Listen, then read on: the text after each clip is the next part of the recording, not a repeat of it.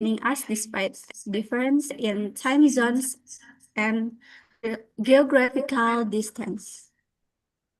We also kindly encourage all participants to turn on your cameras if your connection and situation allow, so we can create a more engaging and connected atmosphere during the global event. To ensure a smooth session, please keep your microphone mute throughout the program and feel free to use the chat box for comment or questions. To begin our with the hope for abundant blessing, mercy, and peace, we will start with the recitation of verses from the Holy Quran. We would like to invite Mariam to lead the recitations. To the reciter, the screen is yours.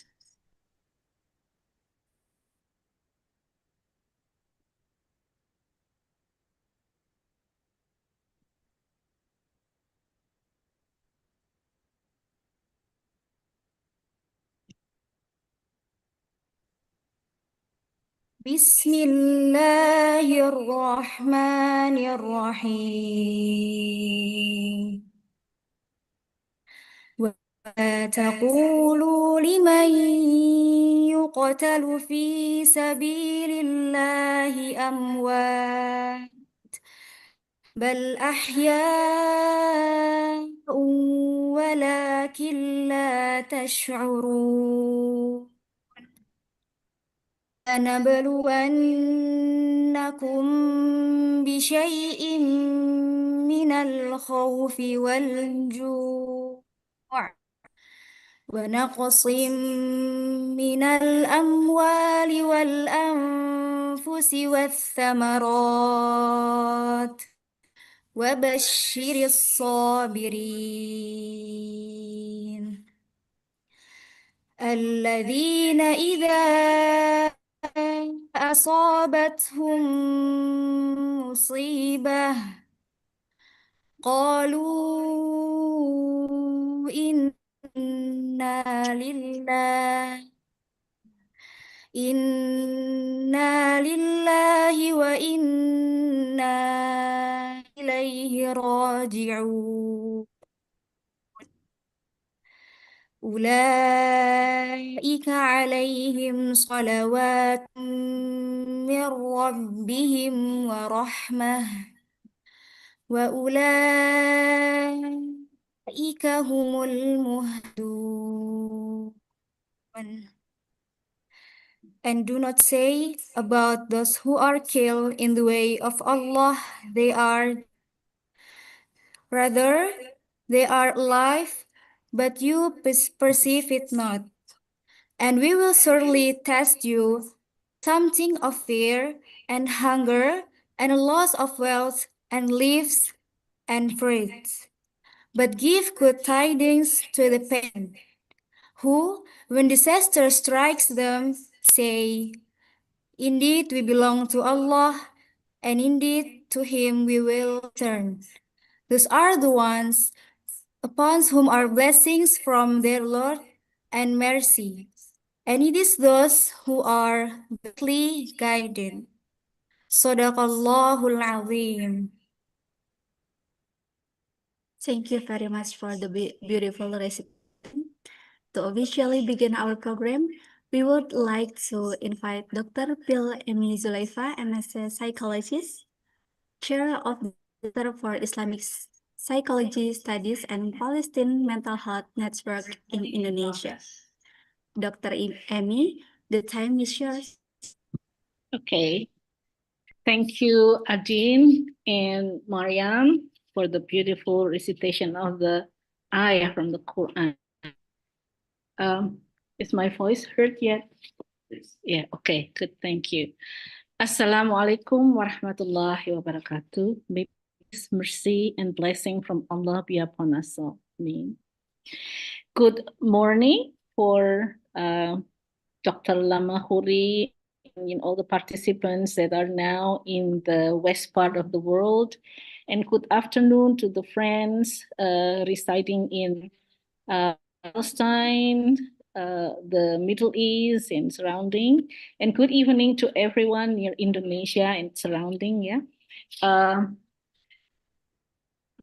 So before I begin, I would like to express my deepest gratitude to the Dean of the Faculty of Psychology, Dr. Quratul Uyun, the Department of Psychology, Dr. Ahmad Rusdi and Ibu Anissa Miranti, the Chair of the Palestine Global Mental Health Network, Dr. Lama Khoury, who is speaking from New York, and to our esteemed speakers, Dr. Yasser Abu Jamai, speaking from Dhaka, and Professor Nadira Shalhub Kevorkian, who will be speaking from Princeton, Pennsylvania. Thank you for making this gathering in a reality, a moment of solidarity, learning, and hope for a better future for a free Palestine, inshallah. The collaboration of our center, the Center for Islamic Psychology Studies at Universitas Islam Indonesia, with Palestine Mental Health Network began from a simple exchange of messages with Dr. Lama Khoury. After we organized a conference on faith, resilience, and humanity in 2024, I heard about the network and contacted her, and from the texting from both of us, then we did not hesitate. Yeah, we stepped forward to become the Indonesian chapter of Palestine Mental Health Network. Our conference in 2024 was about faith, resilience, and humanity, and focus also much on Palestine issues. So all this contact and then now collaboration is aligned naturally with the mission of our center to advance knowledge, enlighten life, and serve humanity. Today, our study center is one of the 22 global chapters of the Palestine Global Mental Health Network, led by Dr. Lama, united by a commitment to justice, healing, and humanity. The humanitarian crisis unfolding over the past 2 years in Palestine, Sudan, and many other regions remind us our responsibility to extend compassion and support to those affected by armed conflict and occupation. Among all victims, the most vulnerable are the children, those who deserve safety, love, and protection. The world data show today that over 500 million children, nearly that number, some for 473 million, the data from in Norway, in the world live in a conflict zone. This is equal to 1 in 6 children living in safe space. There is a beautiful Arabic saying, Al-Atfal Ahbabullah, children are God's spirit. So it is a moral duty to protect them and to speak firmly against any harm directed toward them, especially in situations of systematic violence. Children must never, under any circumstances, become targets of war. It is an honor to open this webinar on war in children with special attention to Gaza and Palestine and global perspective on this urgent issue. This event is part of our extended learning series, the 8th in our program, which serves as a space where communities from many parts of the world can learn together. Universitas Islam Indonesia, the oldest university in the nation in Indonesia, has been consistent in its commitment to Palestine. This commitment is echoed by Indonesian humanitarian organization that built a hospital in Gaza, and by our long-standing partnership with the Palestinian Embassy in Jakarta. Today, we are joined by mental health professionals, humanitarian workers, academics, and students, each bringing invaluable perspective to a topic that demands interdisciplinary understanding. The crisis in Gaza continues to reveal the deep emotional and psychological wounds that were inflicted on children. They endure the loss of family members, the destruction of homes, repeated displacement, chronic fear, and the absence of safety and routine. These experiences are not simply traumatic events, they are profound developmental disruption with long impact. And while Gaza is at the center of our attention, it is not the only region where children suffer such realities. In Ukraine, Sudan, Myanmar, Yemen, and other conflict zones, millions of children face trauma that affects cognitive development, emotional regulation, relationships, and their sense of future possibilities, future opportunities. For professionals joining today, this session, I hope offer opportunity to deepen knowledge of clinical and community-based approaches to child trauma, approaches that consider family systems, cultural context, and the collective nature of suffering.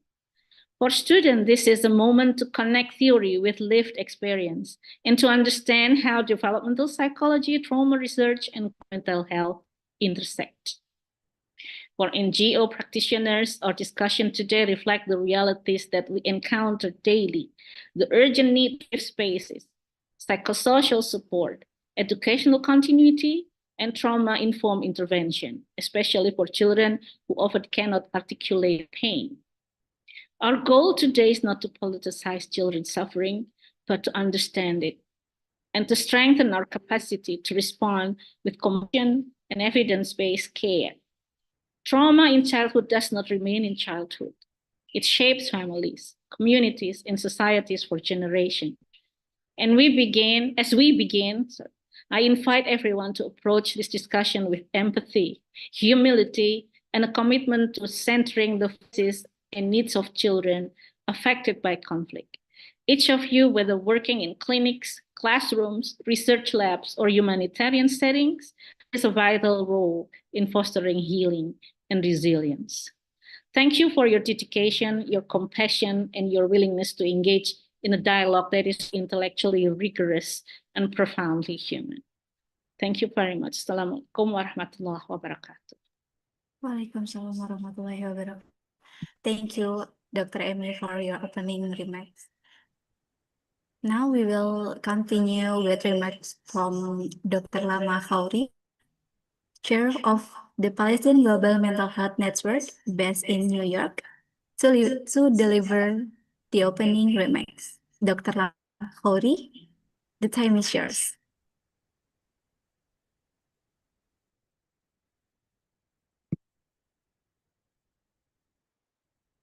Lama, Dr. Lama, you're still muted. Okay. Thank you so much, Dr. Zulaifa. Thank you. Okay, here we are. Okay. Assalamu alaikum wa rahmatullahi wa barakatuh. Salmat malam, saudara saudari sekalian. Terima kasih atas undangannya. Saya sangat terhormat bisa bersama kalian malam ini. I am really grateful to be here with you tonight. I am honored to be considered a chair of the networks, but I'm a co-founder among many.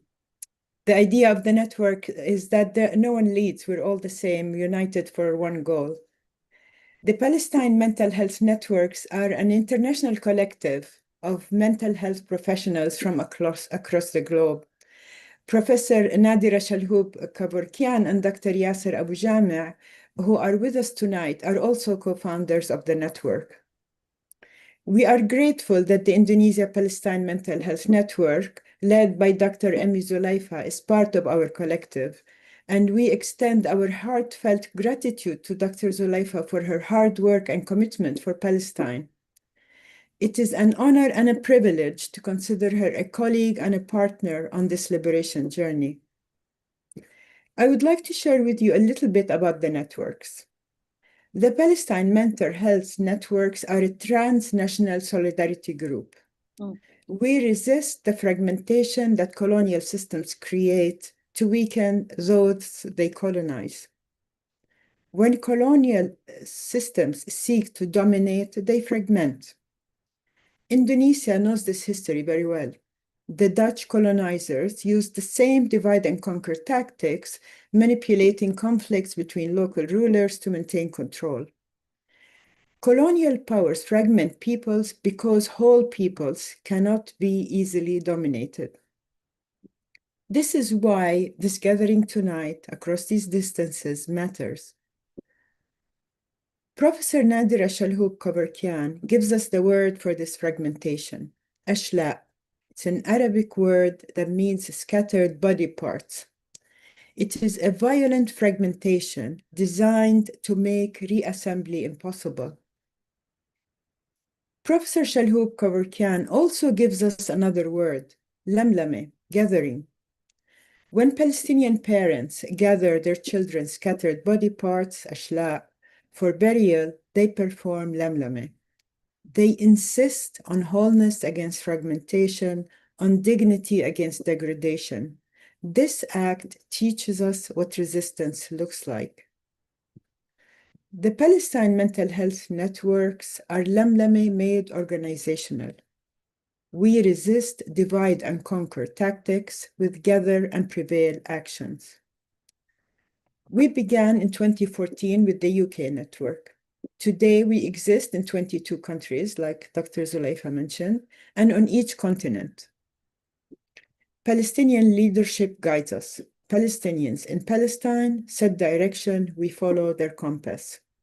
We are guided by BDS and PACB, the Palestinian-led movement for boycott, divestment, and sanctions. This is not optional solidarity, it's principled alignment. In my theoretical work, I use the Arabic word shallal, which means waterfall. And also in Arabic, it means something that keeps going. When separate streams converge and fall together, they become unstoppable. What was once manageable individual flows becomes a force that reshapes the landscape. This is what our networks aspire to be. Drop by drop, stream by stream, until the convergence creates force that cannot be ignored. The children of Gaza, the subject of tonight's discussion, deserve not only our witness, but our coordinated action. Mental health work is justice work. Healing cannot be separated from liberation. To our Indonesian partners and to everyone joining tonight, you are part of this gathering. The lamlame continues because it must. Terima kasih semoga Tuhan memberkati kita semua. Thank you and may God bless you all. Thank you, Dr. Rama. Next, we would like to invite Dr. Phil Oyen, Empathy as a Dean of the Faculty of Psychology, Universitas Islam Indonesia, to deliver her welcome speech. Dr. Thank you. Oyen, the time is yours. Thank you, Mbak Adin. Bismillahirrahmanirrahim. Assalamualaikum warahmatullahi wabarakatuh. Alhamdulillahirabbil alamin. Wassalatu wassalamu ala asrofil anbiya'i wal mursalin wa ala alihi washabihi ajma'in. Warm greetings to everyone joining from various parts of the world.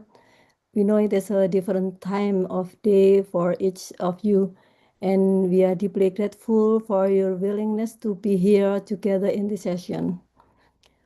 All praise is due to Allah subhanahu wa ta'ala, the source of all guidance and the light of knowledge. May blessings and peace be upon the Prophet Muhammad sallallahu alaihi wasallam, the greatest role model for humanity. Distinguished speakers, participants from various countries, students and esteemed guests, brother and sister, all our colleges of Faculty of Psychology, Universitas Islam Indonesia. On behalf of the Faculty of Psychology, Universitas Islam Indonesia, it is my honor to welcome all of you to Extended Learning Age. This program is organized by our Center for Islamic Psychology Studies in collaboration with the Palestine Global Mental Health Network Indonesia. And we are deeply humbled to see participants joining from various countries, psychologists, educators, humanitarian workers, students, and compassionate community members. I believe this gathering is more than an academic event. It is a moment of shared conscience. Ladies and gentlemen, today's theme, War, Trauma, in Children, Voices from Gaza and Global Perspectives, reminds us that war is not just geopolitics, it is about human. With your permission, allow me to share a brief reflection. In psychology, trauma is often seen as something that breaks us. But from an Islamic perspective, trauma can also become a doorway to wisdom, resilience, and spiritual growth. Many people discover stronger faith, emotional maturity, and clearer purpose not through comfort, but through life tests. With compassion and the remembrance of Allah, pain can transform into strength, awareness, and closeness to Him. Ladies and gentlemen, we are honored to learn from three remarkable speakers. Dr. Yasser Abu Jamai joining us directly from Gaza. We are grateful for the opportunity to hear from him not only data or theory but life experience. Through him, we will hear stories of extraordinary resilience of health workers, families, and children who, even in unimaginable crisis, continue to show courage, hope, and emotional strength that humbles all of us. And the second one, Professor Nadira Kevorkian, whose work has shaped global understanding of trauma, childhood, and systemic violence. And the third, our college, Mr. Novalian Saufi, a clinical psychologist with deep experience supporting survivors of trauma, especially children affected by crisis, disaster, and violence, bringing both expertise and humanity. And thank you to our speakers. Thank you so much. And thank you to our here for choosing empathy, presence, and solidarity. Ladies and gentlemen, I would also like to acknowledge and express my highest appreciation to all the people who have worked hard to make this event happen. Thank you to the Palestine Global Mental Health Network Indonesia, Dr. Lama Hori. Thank you so much. And thank you, of course, to the Islamic Psychology Study Center, Dr. Emi Yulaifa, for your dedication, and to the Department of Psychology, Dr. Ahmad Rusdi, Ibu Anissa Miranti, and all the faculty members, colleges, and committee members, whom I cannot mention one by one, but I am truly grateful for the success of this event. Ladies and gentlemen, on this occasion, I apologize for all shortcomings.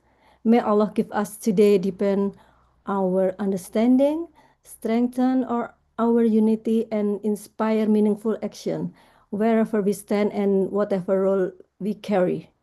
May Allah grant the best of His help and make every life event, including wounds and traumas, a path of learning that nurtures growth, refines the soul, strengthens faith, and brings us closer to Him. Thank you again to all of you for joining us. Wassalamualaikum warahmatullahi wabarakatuh. Waalaikumsalam warahmatullahi wabarakatuh. Thank you very much, Dr. Uyun, and to all the leaders of the crucial event for the insightful message. Before we move forward, we would also like to warmly greet and confirm the presence of our distinct speaker joining us today.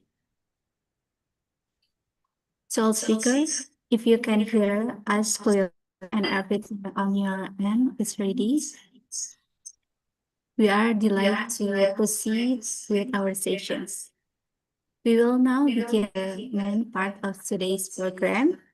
Allow me to introduce today's moderator, Mrs. Vanedia Ayu Krishna Dewi, CMA, former co-chair co-chair of the Center for Islamic Psychology Studies, Faculty of Psychology, Universitas Islam Indonesia.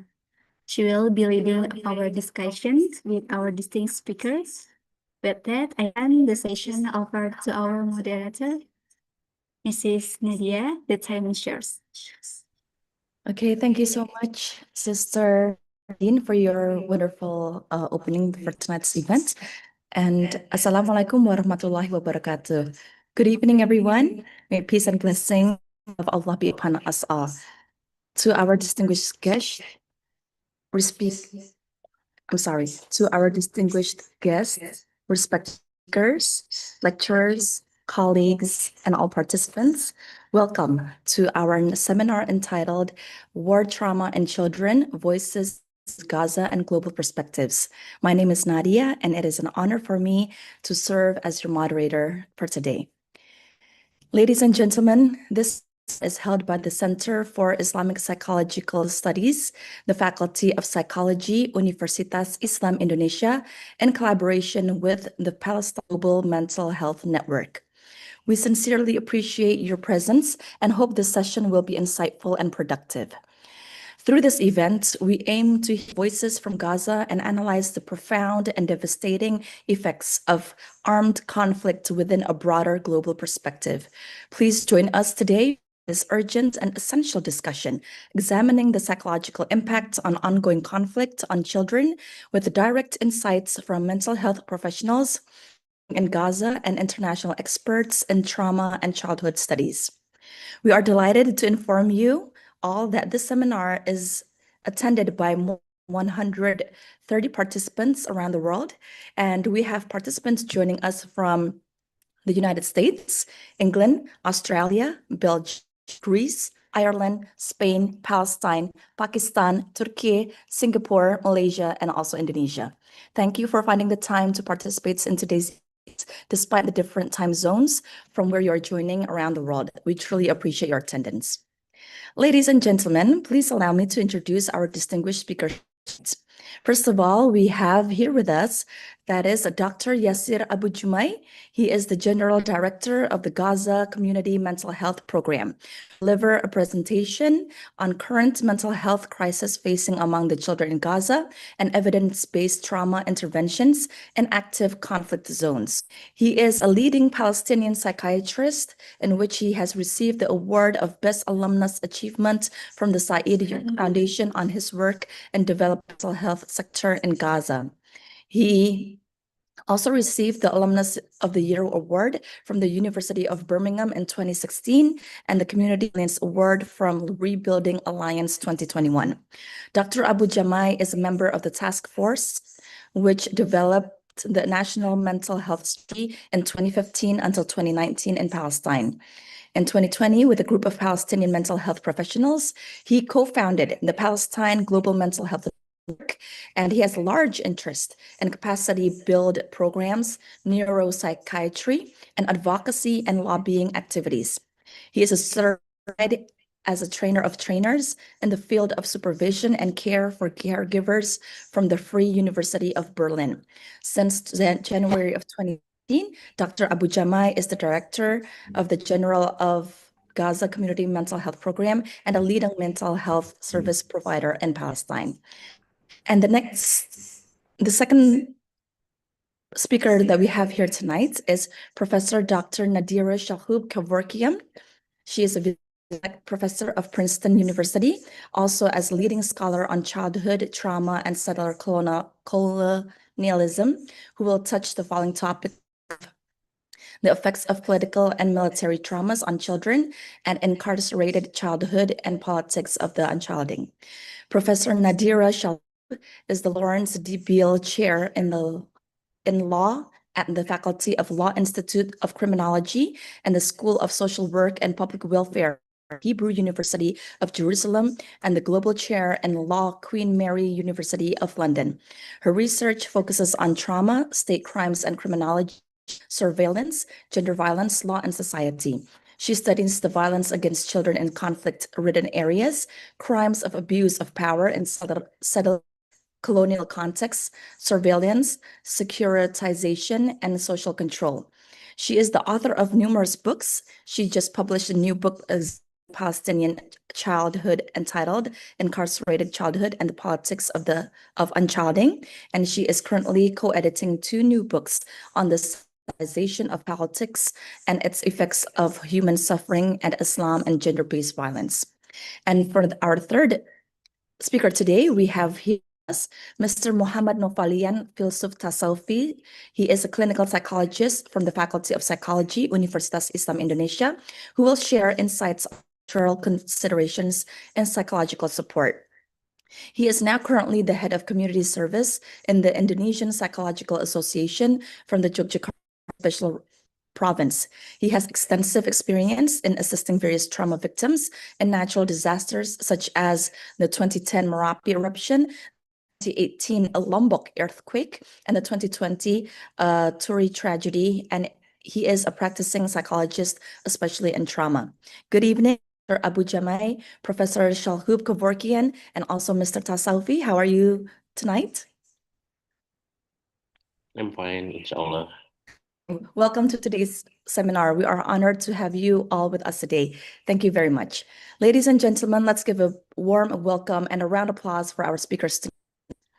Ladies and gentlemen, allow me to share our flow for today's seminar, at which the presentations by each speaker will be delivered approximately 30 minutes each, and there will be a session after all speakers have delivered their presentation. During this seminar, please feel free to write your questions in the chat box or use the feature raised hand during the Q&A. Without any further ado, let us begin the session. I would like to invite Dr. Yasser Abu Jamai to deliver his presentation on current mental health crisis among the children in Gaza, and also the evidence-based trauma interventions in active conflict zones. To Dr. Abu Jamai, time is yours, sir. Thank you so much. Okay, Assalamu alaikum first of all. Walaikum salam. Walaikum salam, doctor. I hope the voice is working well. I'm really honored to be here, first of all, to be as one of the speakers in a conference or webinar organized by Indonesian Palestine Mental Health Network. I think these networks are very important, and it's very inspiring that now Indonesia is on board. Indonesian people were all the time quite supportive for Palestinians, including those who work in the field of mental health. But this platform, I think, is very important, and I really look forward to see more and more work and more engagement from people in Indonesia and in the countries around it. I wouldn't really, if it was up to me, begin before Nadia Shalhoub Kevorkian. I think she is our esteemed colleague. I would all the time put her in front of me, but I think it's the importance of what's happening in Gaza that is really makes it take the headline. So I thank the organizers, I thank the panelists who are here today with us, and I thank my dear friend Lama for her work and inspiring work within the Palestinian Global Mental Health Network and other networks. I think she is the best ambassador that she is helping the population in Palestine at large when it comes to mental health services or any other field.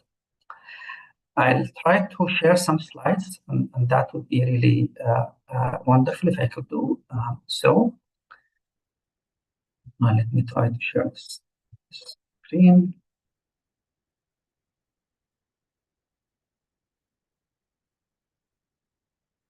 Do you see this screen? Yes, we can, sir. Okay. So to begin with, I mean, there are all the time figures that come from Gaza. People who are following the news, they just look forward what really happened, how are the situation, how are things going, etc., etc. And every now and then we have some updated figures, and those figures are dramatic, they are tragic, They are terrible. They show the brutality of the genocide that is already happening for 2 years. But those figures keep updating themselves here. Sometimes with each day, there are some new figures. Sometimes with each month, there are new figures, etc., etc. For example, the figure that 64,000+ people that got killed, got martyred. Now that figure is, of course, more than that. I think the most recent one was something like more than 66,000. The number of the injured people is really massive, 125,000. And for a huge nation that is like Indonesia, to make things a little bit clearer, when we speak about 250,000 people who are directly impacted, killed or injured, we speak about more than 10% of the population in Gaza Strip. So imagine if, la samahallah, 10% of the population in Indonesia will be impacted. When it comes to the second very important figure, I would say the number of the displaced people, 1.9 million people displaced. We speak about the population of 2.3 million people, 90% of them being displaced.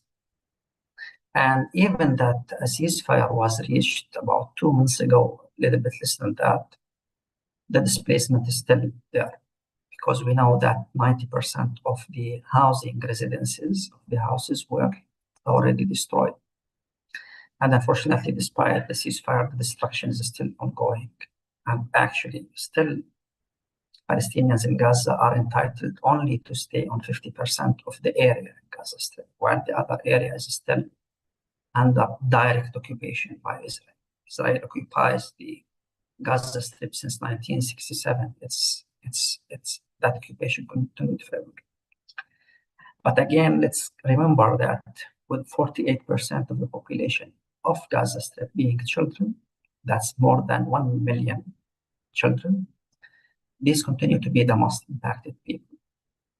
When we speak about the children who got killed, it's almost 19,000. When we speak about the children who got injured, it's about 25,000 children. And to look at the brutality of the things, those who lost both of their parents are more than 17,000. Those who have lost one of their limbs are more than 860 people, children, I mean. So the number of children who lost one of their parents is 38,000 children. And at the same time, let's keep in mind that the conditions in Gaza were not only characterized by continuous exposure to traumatic events that continued for 2 years, hearing the bombardment every day and night, not being able to sleep, having many difficulties just going through life, not only being moved or forced to move from one place to the other, losing your house, losing your accessibility to your neighborhoods, to your land, but also people were deprived from very basic things. On top of them is food. We know that people were starved for many months, and that even the conditions now, almost about 2 months after the ceasefire, with only maximum of 500 trucks that are allowed to get into Gaza Strip, we understand that this starvation maybe will improve. However, the implications of such practices are going to continue. To make figures, I mean, these figures are just numbers. They are not the lives of people. And there are many fine, there is a very nice group that's called We Are Not Numbers that speaks of Palestinian people. And these are a group of wonderful writers. And that's why I would like to bring some stories of the lives of children to the audience, to the respected audience here. And I'll bring the stories that are brought by two adolescents, by two girls or sisters or daughters who are speaking about how life for them in Gaza. And I try to bring those drawings to most of the meetings that I attend, and I apologize if those drawings are repetitive or if you have seen them before, but they are the best way to depict the lives of children, women, men, elderly, under the circumstances in Gaza City. The first one is this drawing. This is a drawing that is made by just a 10-year-old girl. And this drawing was made around the first half of 2024. This is a girl who is originally from Gaza City, the place that the destruction began from, where people were ordered from the beginning of October to just move towards the southern areas. And this is her drawing of how things are. So the drawing, the girl is the one with the 3 balloons with the orange dress. She quotes herself saying, if you look at the bottom left girl, she says, my life before the war and after. حياتي قبل الحرب وبعد. She's trying to show us how her life changed before the war and after. If you look at the upper drawing, you will see that she had a house, brownish, looks nice, and she had a school where children were playing. She writes school above the building just to make sure that people understand that this is a school and there is a Palestinian flag. The sky is lovely, shiny, sun, nice clouds, 3 birds flying, flowers among trees. And then you look at the children, what they were doing. A couple of children, they were like with backpacks going to the school. One girl who is dancing, 2 boys who are playing with football, probably volleyball, a younger child on a tricycle, and she is standing on the corner with 3 balloons in her hand, laughing and happy. That was her life before. But how the war turned her life. The sky is not anymore shy. The sky is not anymore colorful. Still, there are some colors, but the clouds are not that anymore good. The sky is now filled with planes that fire missiles at the people. And at the same time, her house was bombed. You can see fire in the house. You can see the trees that could destroy it. You see also that the school is not anymore school. The people who were fleeing from Gaza and the north, when they fled in the beginning, they were ordered to go to shelters, to spaces. And of course, there isn't enough spaces. So people were heading to live in schools. So their shelters or their schools become the main shelter, or schools, they become the shelter. And you understand that you are being in a school, it doesn't mean at all that you are protected. And the contrary, school is something, it's a structure that is equipped to host children going to schools about 5 or 6 hours a day. That's it. The facility has some toilets, has some nice spaces, has some chairs, tables, and that's it. However, now the school is a place where in each class or in each room, about 45 to 50 women and daughters or girls are sleeping and staying and living, while men and boys are usually outside. They are in the vicinity of the school, in the yards of the school. At the same time, you see that the school, now, this is the living space where some clothes are hanging from the windows. But if you look at the children who were carrying bags, they are now just carrying bottles or cans of water or other material that they can survive. They can use the water for drinking, they can use the water for cooking, etc., etc. And the children who were laughing and happy, 2 of them were injured. One was still a pot of probably some food. The child who was on a tricycle became on a wheelchair. 2 tents appeared in the vicinity, and she is sitting in the corner on a chair with tears in her eyes saying, my life before and after. Now, this is not a story of one child. This 10-year-old girl, she managed to show it to us. But imagine this is the children of more than 1 million children who were living in Gaza Strip. And it's also the story of women, the story of mothers, and the story of fathers. So for a mother who was growing her children in a very tidy place, in a very nice place, they were going to school in the morning or in the afternoon, then coming back and then doing their homework. And she would do her best in order to cook them a meal or something. Despite all the difficulties that were in Gaza Strip, there was a life before October 2023. Now that woman is in a place that is called school. Maybe she is in a tent. And the best thing that she can cook, if there is anything, is just some bread and some other canned food or canned meats. That's the best that they can offer. Before the genocide began, we already knew from figures that 50% of the population was under poverty. They were already struggling with life. What do you think about those people who have gone through all of those difficulties? Fathers were seeing their children faint, get more and more pale, because they couldn't afford to get them food, or food was not available in the market at all because of the blockade, because of the closures that was imposed on the borders. And that ended up with Imagine fathers and mothers seeing their children getting pale, getting fainted, and getting really impacted when there is nothing in their hand to do. So if we speak about fathers and mothers, we speak about feeling of despair, we speak about feeling of frustration, we speak about feeling of anger. How could the world that we hear all the time talking about the human rights violation, how can the world be silent about what's happening? How can the world not intervene, not stop a genocide from continuing for 2 years?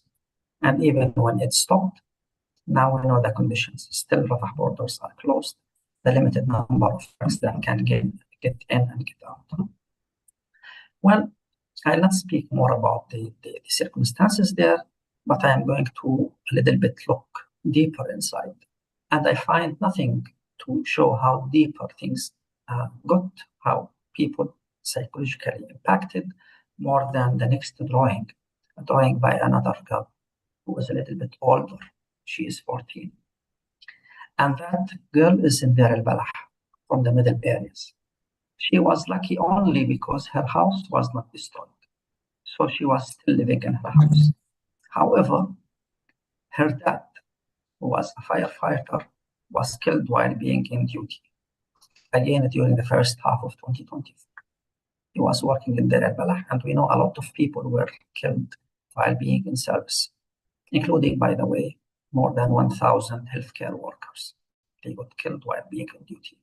More than 200 journalists were killed, among the other people who got killed.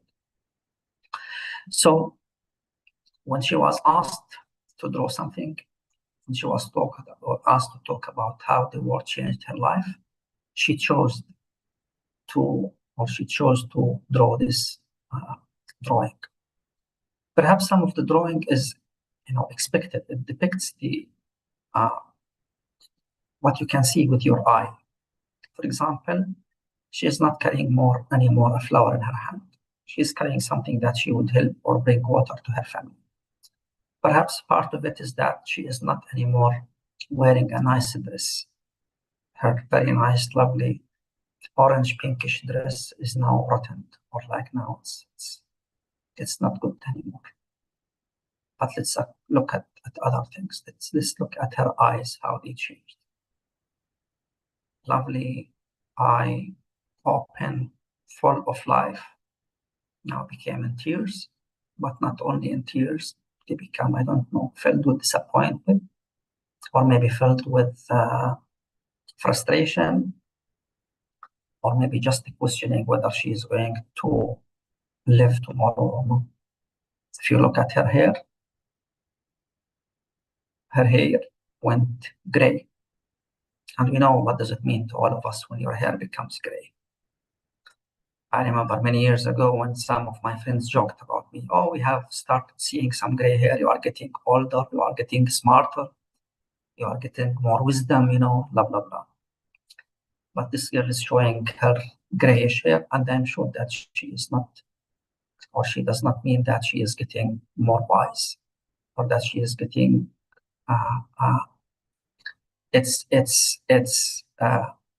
another sign that Nadira clearly and explicitly and wonderfully talk about how children in Palestine, they are facing what she calls, what we used to speak now about, unchilding or a lot of when children do not anymore enjoy life as a child, when children cannot anymore play, when children cannot anymore enjoy good education, good health, good support from their families, and good networks around them, when the child continue to hear and to live through perhaps the direct impact of the Israeli occupation violations or indirect implications. Indirect implications, we speak about Gaza being under the blockade. We speak about Gaza being under restrictions. We speak about children being starved. Or we can speak about the direct violations as we now see what happens in Gaza through the genocide, as now what we see in West Bank when it comes to settler violence, how they attack people, and when the Israeli army raid the houses and destroy the villages and destroy the buildings. Well, again, the implications of the war is going to be long-lived. I am sure that this girl is, I hope that she is improving with the support from our teams on the ground. But again, would she be able to recover? Would she be able to grow out of the trauma? We hope so. However, let's keep in mind that, and this is something that the colleagues mentioned, Gaza versus the globe. Well, nothing that works in Gaza is similar to what happens in the globe, or what that happens in the classical sense of mental health. I mean, when we speak about mental health, or we speak about trauma and mental health, we speak about something that is exposure to trauma, something that is unexpected, something that happens for minutes, something that happens for maybe hours, maybe days, maybe a war that takes longer, and then it stops. And once it stops, you know that all the kind of aid counts. Aid that comes from your friends, aid that comes from your extended family members, aids that come from your neighboring cities, aid that comes from neighboring countries, aids that comes from the government, and aid that comes from the international community.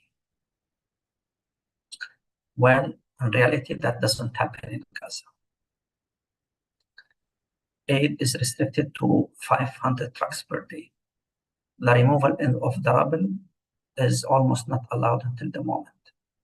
People are not sure whether the ceasefire is going to hold or not. In fact, since the ceasefire happened, we still hear every second or third day about people who got killed for very strange reasons, but the killing machine is still to be there.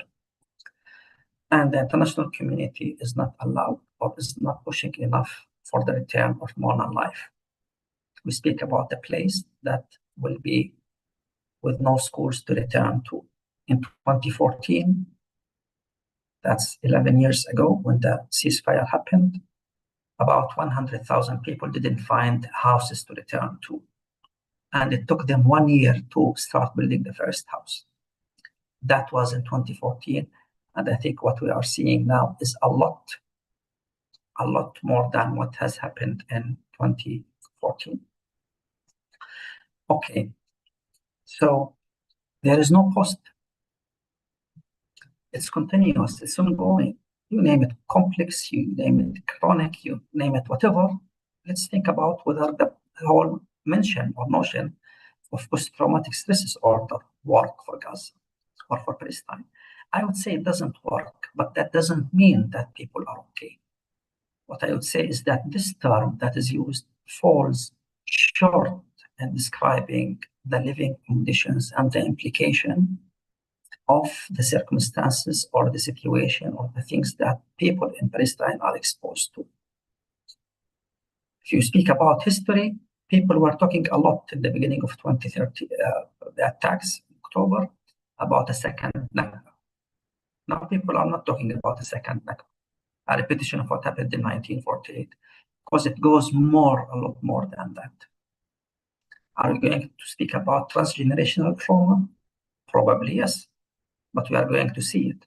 Are we going to tell the stories that we used to hear from our grandparents? Yes, we are going to say that. We are going to do that. We are going to tell them our stories, and we are going to tell them the stories of our grandparents also. We are going to tell them the stories of the first Nakba, and we are going to tell them the stories of 2023. Now we have 48, and now we have 23. And we are not sure what's going to happen next. And then when we speak about how can we support people, because everyone says, well, yes, the situation is difficult, and let's think, how can we support people? And then comes the very simple answer, the international community. When you have a disaster, you speak about mental health interventions, you speak about a pyramid of interventions. It begins with some basic social things, with strengthening family, community support, and then with providing some non-specialized support. And then you end up with referring the severe cases to people who are in need for psychotherapy. In that model, the WHO estimates 10% of the population to be or to have moderate to severe mental health disorders in areas of atrocities, diversities, under wars, attacks. That's what they found from reviewing the literature. If you look at that model, you will think that more than 200,000 people in Gaza will need really mental health services. But that's impossible to do. And can we really say that people who are exposed to genocide, they are diseased? Can we pathologize the suffering? No, we cannot do that. We cannot say that if you survived, if you were not killed or injured, then you have a mental health issue. We cannot say that, of course. We need to look into different terminology to describe, or at least to stop talking about the mental health services in terms of disorders. We need a deeper understanding of things. And with that, we need to think about scalable interventions, perhaps. Because if you can't address really 200,000, what we can do, perhaps the WHO scalable interventions can be of work. That would be really nice. That would be really good to look into. But again, we need to make sure that these interventions are culturally accepted. They are contextualized, that we talk about things that happen, that people feel that we are with them, that we are not importing something from outside and imposing that thing on them. We really need to do these things. But can we do things on the ground in reality? Yes. At UCMHP, we continue to do things. And we clearly continue to do things. On the right photo, you see a group of people sitting in a tent. But it looks nice. On the left side, you see some of our psychological first aid workers. They visit families, they talk to them and try to provide counseling and advices and tell them why their children are doing something that is not used to be. Maybe they become more aggressive. Maybe they become less concentrated. But maybe also they have night terrors. They wake up screaming in the middle of the night. Or maybe they have bedwetting. They wake up in the morning with their bedwet. These are all signs of trauma. And you need to understand, to make people understand, the others, that their feeling of anger, their feeling of despair, their feeling of disappointment, their feeling of depressions, their feelings of worry, they are all expected because of the unfortunate conditions. And that should not really let them down.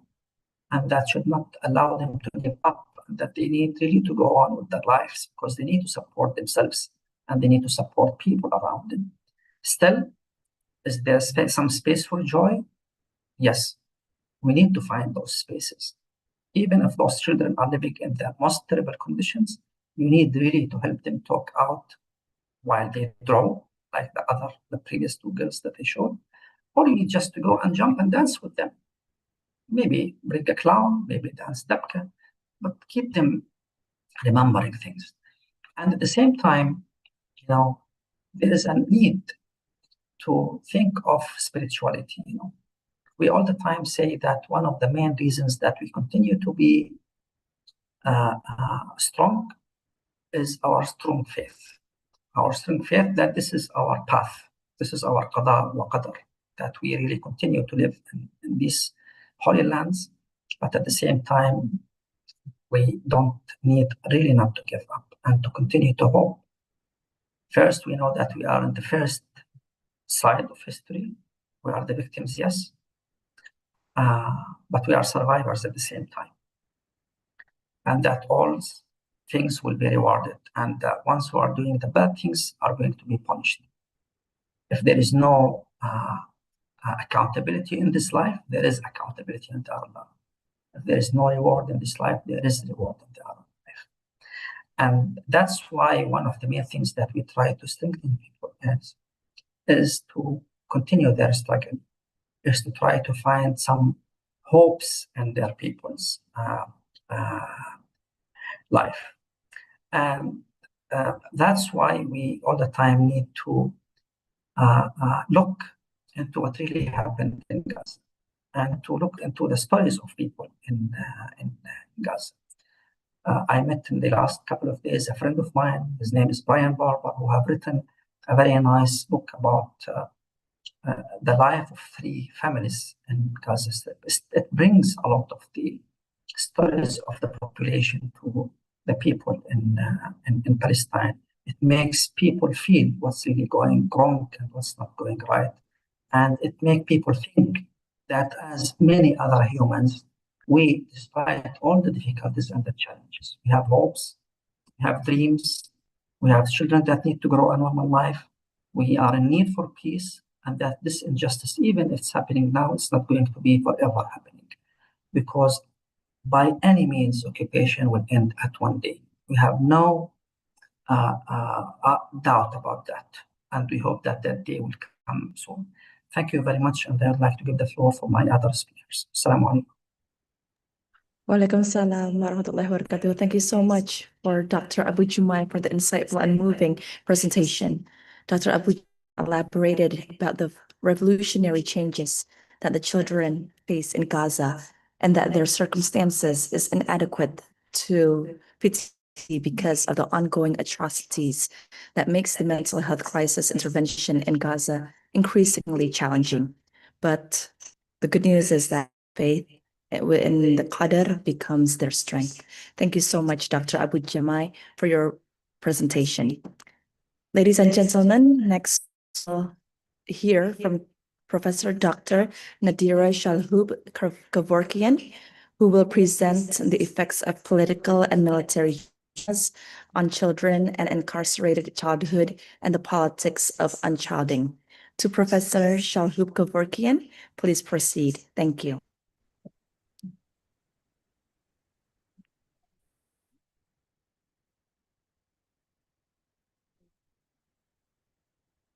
Okay, Professor Nadira, I'm sorry. Can you hear me? Are inaudible? Yes. Am I heard now? Oh, yes. Yeah? Okay. There might be a delay. Thank you. Okay, صباح الخير. السلام عليكم. Thank you. I'm really honored, really honored to be with all of you. شكرا دكتور ياسر, شكرا لما. Thank you all for being here, for thinking about Palestine, for keeping Palestine in your mind and in your heart. And I guess that the topic that we're addressing today is a very important topic, looking at the different, as Dr. Yasser was explaining to us clearly, that, from his own decolonial perspective, that requires us, when talking about trauma, and to remember all the time, and just trying to absorb what Dr. Yasser shared with us, that trauma, especially in what we're seeing today, and in general as colonial trauma, is structural and is ongoing and is accumulative. And the genocide is really connected to settler coloniality and settler colonialism. And we need to keep that in mind, which means trauma is not a past, it's embedded in the institution, in the borders, in the economies, in the knowledge system, and so on. And I think what Dr. Yasser was also telling us, that there is an epistemic violence here, because the genocidal power is also deciding whose knowledge counts as truth and whose numbers, although we are not numbers, is the truth. And here he brought to us survivors' testimonies that are often not heard, not believed, or marginalized, or not, or archived in our spaces. But let me stress that before I move to my own intervention, is that what we have seen in different writings, whether Brian Barber, whether Lama's work, Dr. Yasser's work, and others, Yuad, Abir, the amazing Dr. Rita Jakaman from Birzeit, and my work, that the body is a site of trauma and the violence that is targeting the body, whether the sexual violence that we're seeing lately, whether starvation that we're seeing, whether the imputation that Dr. Yasser was talking about, is one thing, and it's always connected to the collective body. It's not the individual only, but it's the collective body, the actual physical, but identity, culture, and land. And therefore, the whole intervention, any intervention, any healing, is a decolonial resistance, because it's about reclaiming the language, reclaiming land, reclaiming spirituality, the last point that Dr. Yasser mentioned, reclaiming memory that challenges colonial power. And therefore, healing is communal, is collective, is political, and not only psychological. So we need to keep in mind, I know that most theories in psychology would go into a very individualistic, but I think that if we have learned something from psychoanalysis under occupation, Shiha, they always tell us the importance of looking at the political aspect of healing. And therefore, our critique of Western trauma models is always on the table, because our decolonial perspectives really look at trauma, Western trauma, as overemphasizing the individual pathology, and we always go to the collective more, underestimate structural causes, and structural causes are major, and ignore the community-based meanings and suffering that are usually very, very important. So thank you, Dr. Yasser, and thank you, Lama, and thank you all for being, for raising this issue and for having this event. But let me start by saying that this is a very low moment in our history as human.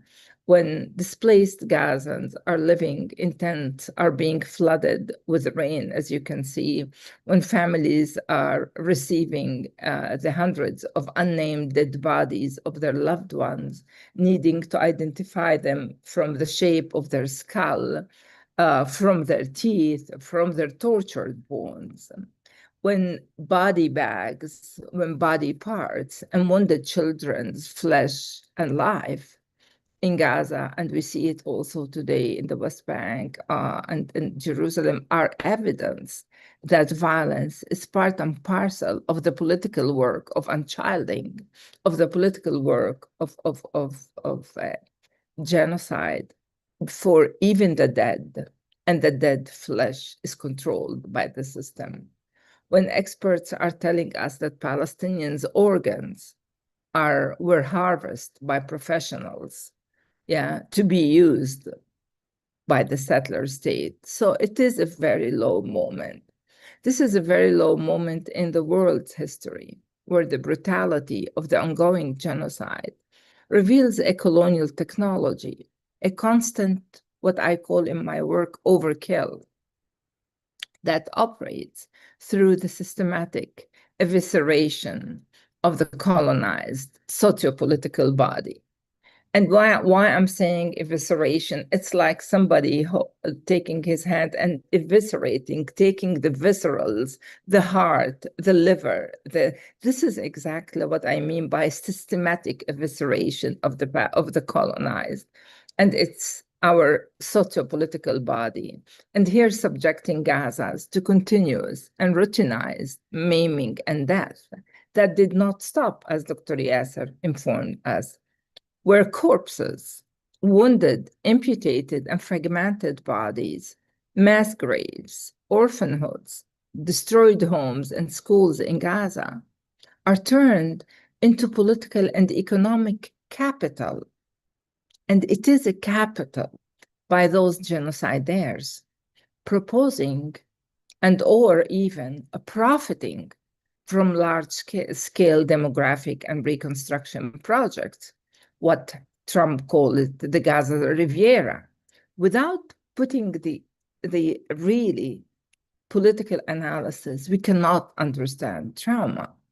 For Palestinians, life itself becomes capital in Gaza, in the West Bank, in occupied East Jerusalem, extracted, weaponized, and circulated as both power and commodity.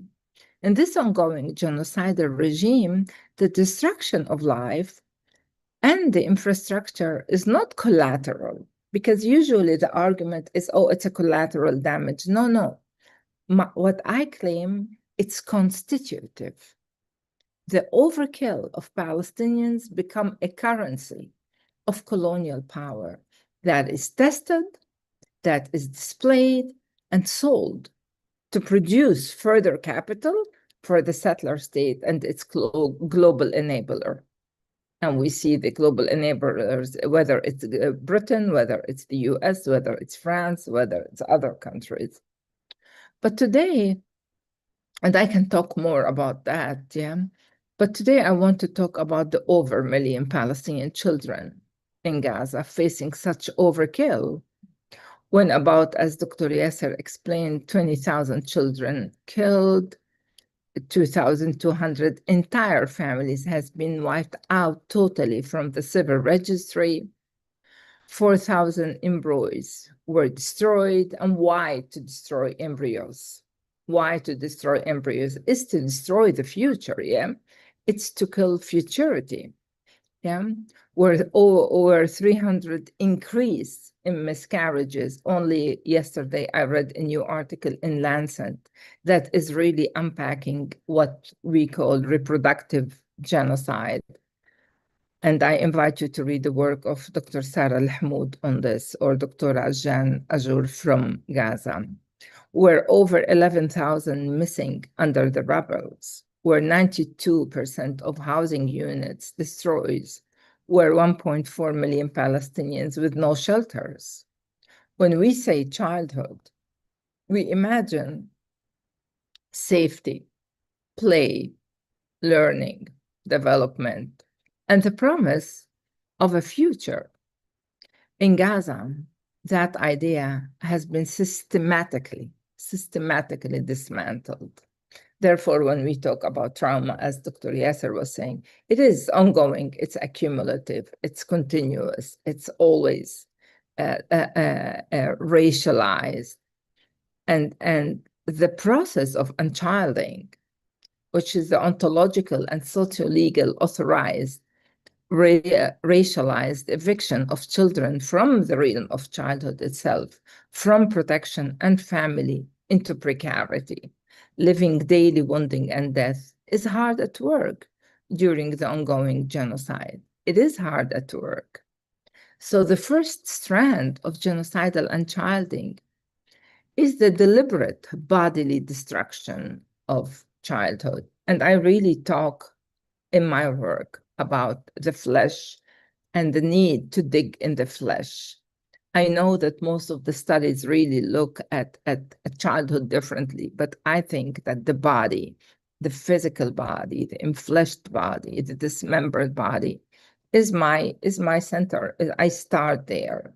Since October 2023, UNICEF and other human rights organizations have reported that more than 50 to 60,000 children in Gaza have been killed or injured. That means, on average, 30 children every day. That means an entire classroom disappearing. Yeah, at least 14,000 have been confirmed dead by early 2025. Thousands more are amputees. Tens of thousands live with permanent trauma, malnutrition, and displacement. Nearly 90% of Gaza's homes and schools have been damaged or destroyed. Over 17,000 unaccompanied or separated children, as at least according to UNICEF, and that was in February 2024, and 39,000 children reported by the Palestinian Central Bureau of Statistics to have lost one or both parents by April 2025. And I think that, again, those figures are here just to remind us all that this is a very low moment, yeah? So the loaded and brutal evidence of body bags, of body parts, and wounded Palestinians, including children, the flesh and life in Gaza, are evidence that violence is part and parcel of the political work of unchilding, even the dead flesh. Can you hear me? Yeah. Yes. Yes, we Okay. can. Thank you. Okay, education has become a memory of normality rather than a daily praxis. And as recently as November 2025, Defense for Children International Palestine reported Palestinian boys aged 13 to 17 missing amid siege and starvation. Their families have searched hospitals, morgues, and aid sites. There has been no trace. Gaza has become a geography of loss and death and overkill of children. And don't forget the Palestinian children dead bodies that are held in Israeli freezers, another mode of unchilding, what I call elsewhere in necropenology. You know, it's taking the dead body and punishing the dead and the living at the same time. The second strand engages the structural and political economic dimensions of unchilding.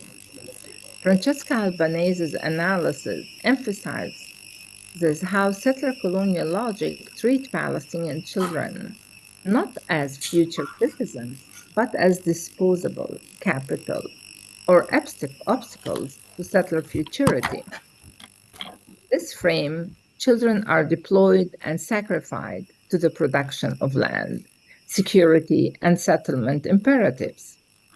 Under the siege, starvation and denial policies documented by Amnesty, such as the recording, for example, of at least 110 child deaths from malnutrition by 17th of August 2025, and more than 2,800 children diagnosed with severe acute malnutrition in 1 month alone. Amnesty International the figure of child becomes a site of engineered decline, a mode of negative futurity. So you kill, affect, displace, dismember the child, and you have a mode of engineering, a mode of negative futurity, where there is a kind of sociocide that connects to my analysis of overkill. The health condition of children, from untreated type diabetes, from newborns underweight and malnutrition, from what we have seen yesterday, a child who was released from prison, scabies, rampant skin disease, respiratory and cardiac problems in overcrowded shelters. These all and more become mechanisms of destructions of the child's future capacity and life chances. This is not simply neglect. It is a calculated erosion of child's horizon. This is what I call colonial engineering of childhood or unchilding here.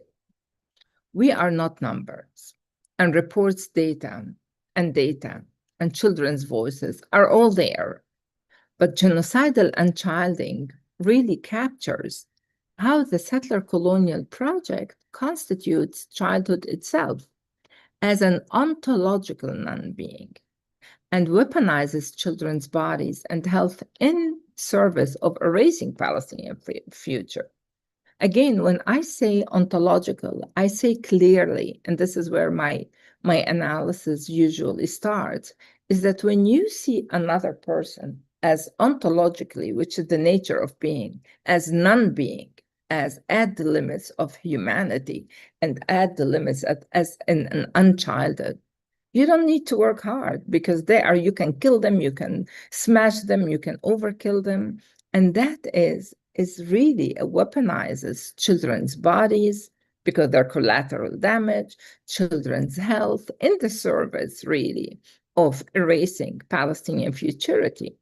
So these figures reveal a systematic pattern, not merely of collateral harms, but of childhood as a target.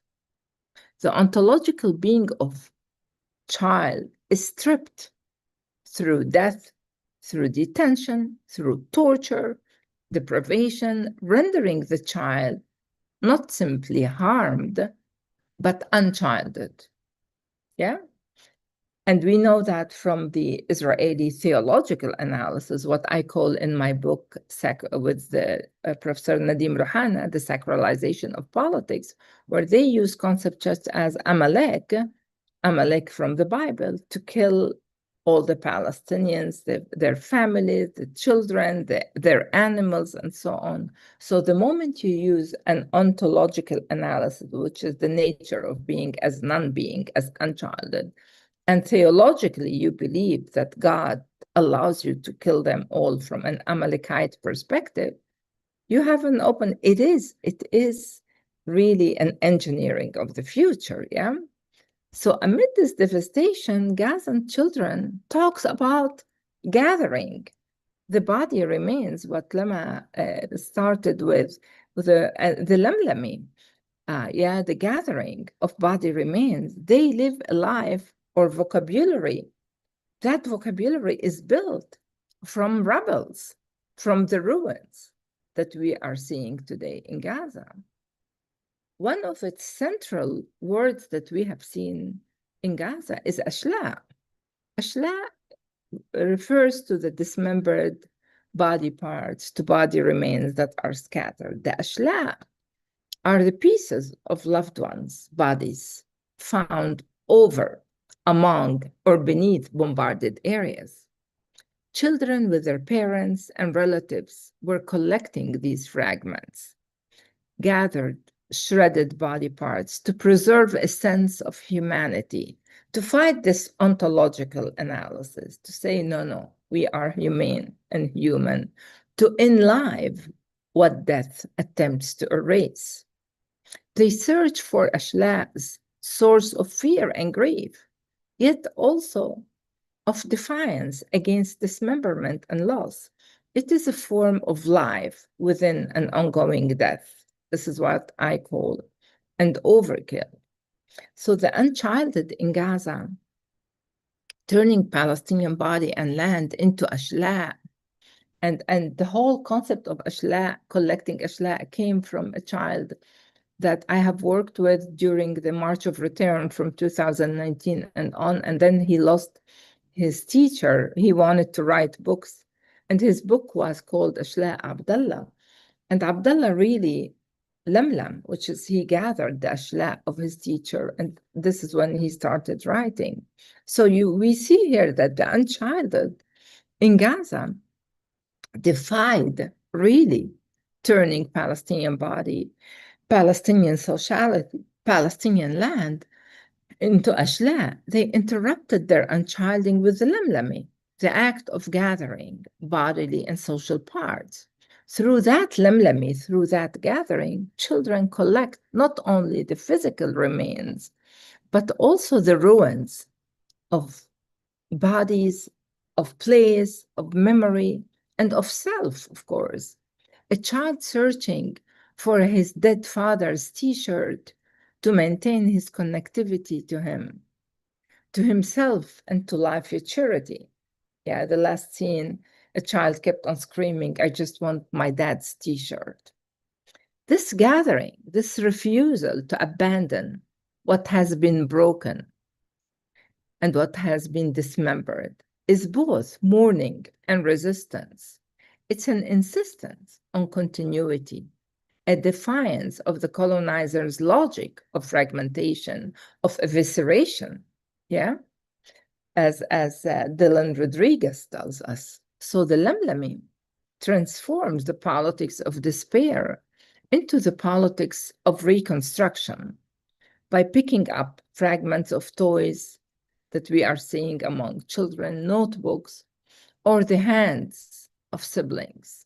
Children assert that wholeness once existed and may exist again. Yes, and it is a fragmented wholeness. Their acts become an ethical language that always should stay with us as people that are scholars and therapists that are active in mobilizing against this injustice. As Francesca Albanese notes in her recent report to the United Nations, there is the economy of occupation that is gaining materiality from destruction. The extraction of value from dismemberment of bodies, lands, and future. And children's Lemlemi exposes that economy by reasserting the wholeness of life itself. And they are doing it in the very small things, yeah. Mariam, a 10-year-old from Rafah, lost her home, lost her father, and her leg in an airstrike. When humanitarian workers gave her crayons, she did not draw flowers or houses. She drew fragments. She drew a hand, an eye, a door, and the broken sky. When asked why, she said, "I draw so they will not disappear." So she drew the hand and the eye and the door so they won't disappear. Her art is an act of Lemlemi. While Mahmoud, a 6-year-old, drew a grave for his evaporated family. And Mahmoud was really a child that stopped talking for a while until he was given a paper and he started drawing a grave because he wanted the bodies, the ashla of his parents to be respected and put in a grave. Yeah. And his drawing was a mode of trying to lemlem, to gather, that could not be found as ashla even during in his drawing. So Gaza children teaches us that the body, even when ruined, continues to speak. The dead and wounded flesh reveal the politics of wounding and of unliving, but also of unrelenting presence. Through Maryam and Mahmoud and many voices, we come to understand the politics of unchilding, apparent in the acts of the Israeli state and the songs of its members, songs that I hear from the window of my house in the old city of Jerusalem. And they sing Gaza is a graveyard. There is no school and no children in Gaza. And can you believe it? This is what I hear from the window of my house in occupied East Jerusalem. And that song really affects me so deeply every time I hear young settlers singing it. The killing of children and children's bodies, the systematic denial of their right to be children, the confiscation of their body parts and organs, play, education, safety, and belonging, the transformation of childhood into a site of endurance are all on our table.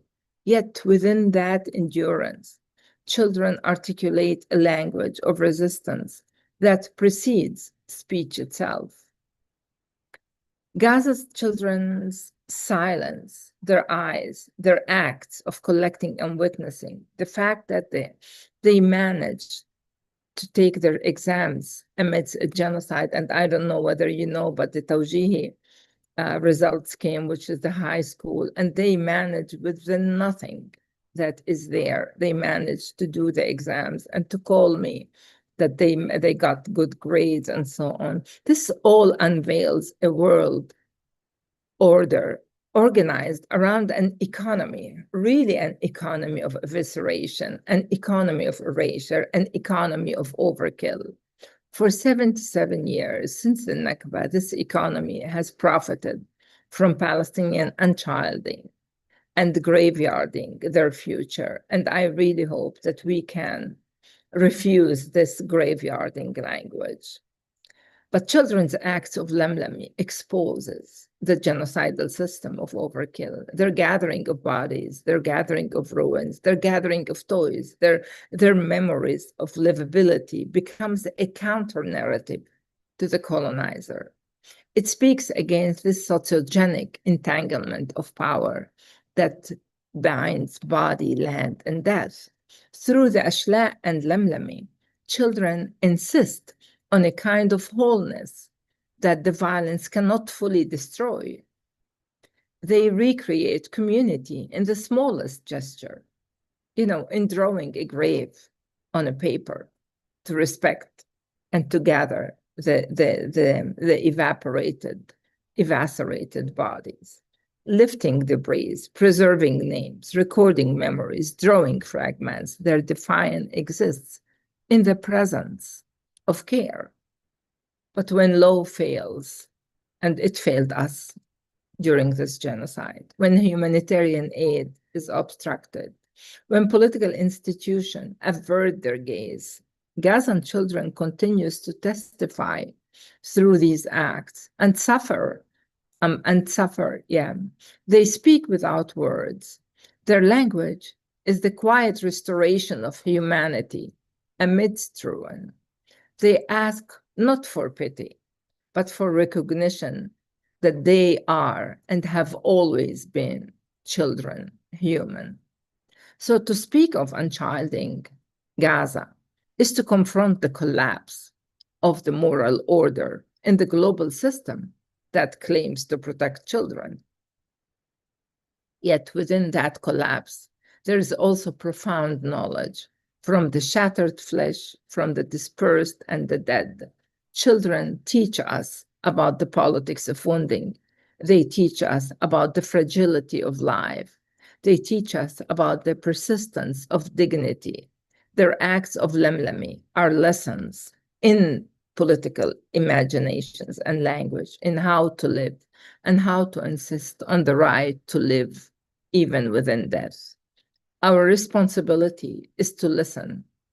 Our responsibility is to act and to ensure that no child anywhere is forced to live a constant genocidal unchilding and learn the language of Ashla again to defy it.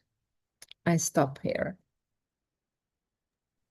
Inshallah, thank you so much to Professor Shalhoub Kevorkian for the insightful presentation. She emphasized that we are now in the lowest point due to the brutality of the settlers, in which they are profiting from the extracted viscera of the Palestinian victims and that is as commodity.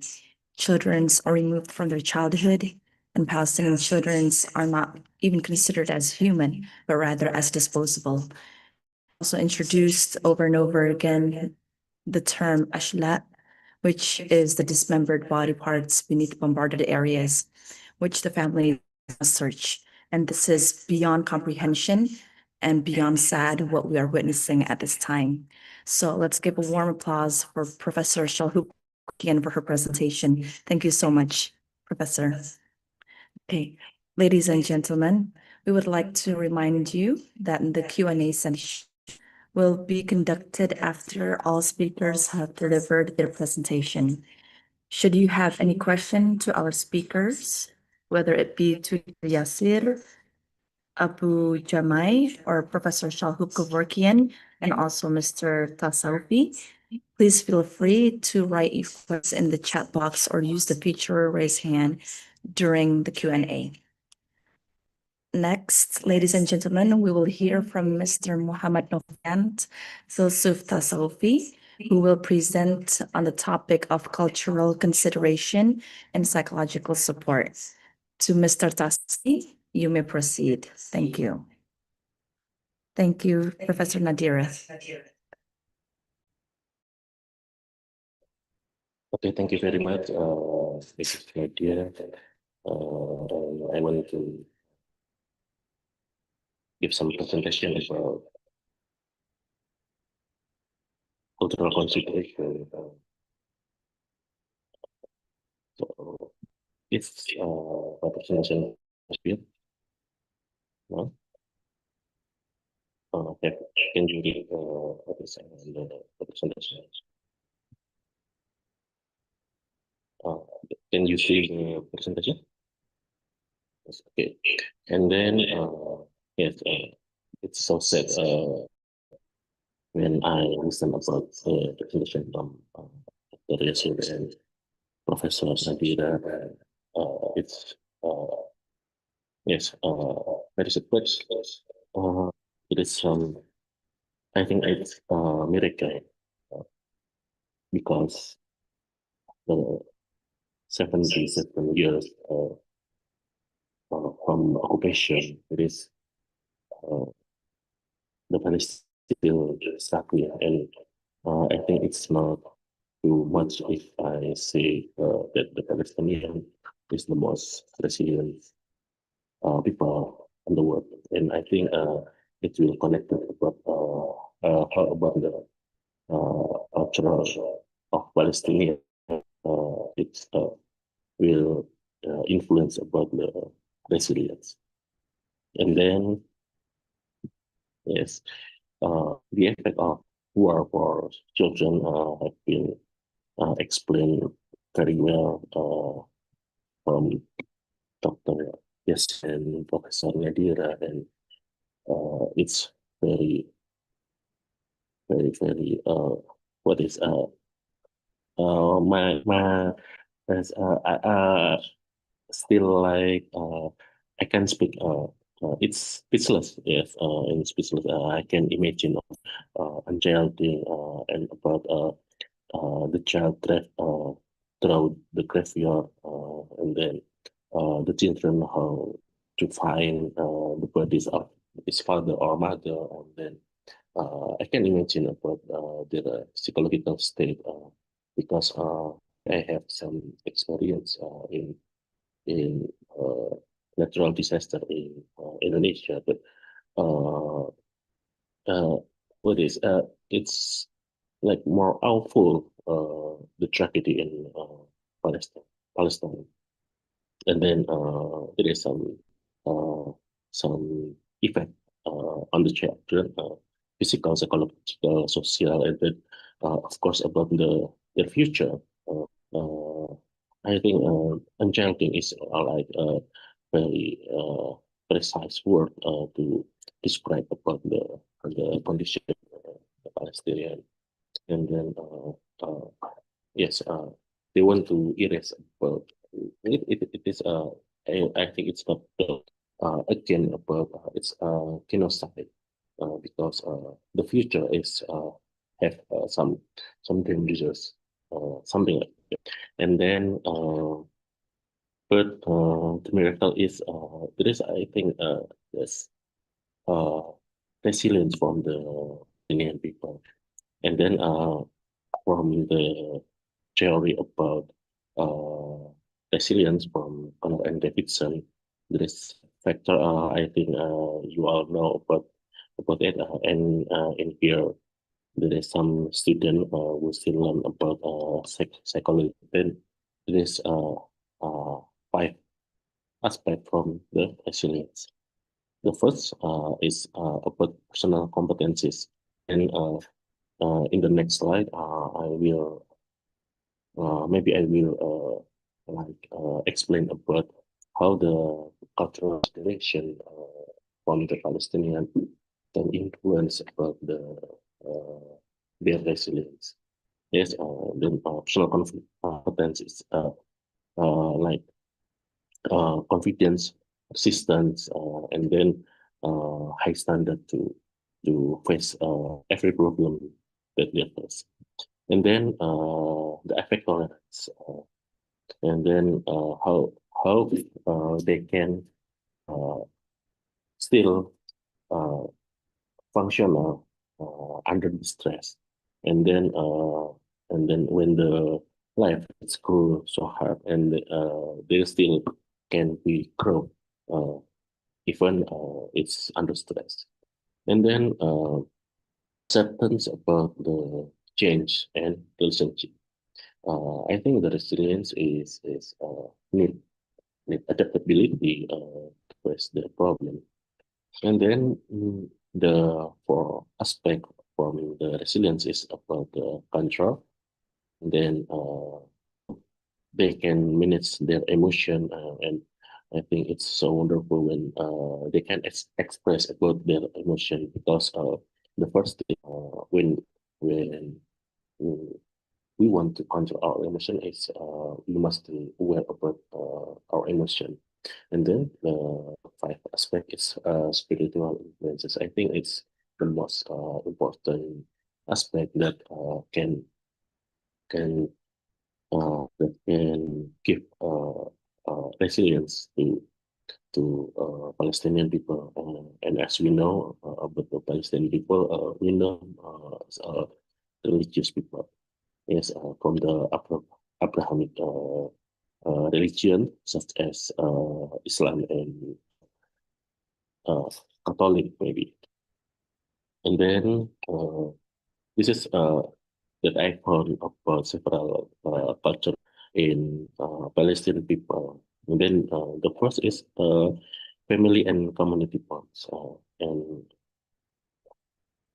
it like the community, the family will give them emotional safety.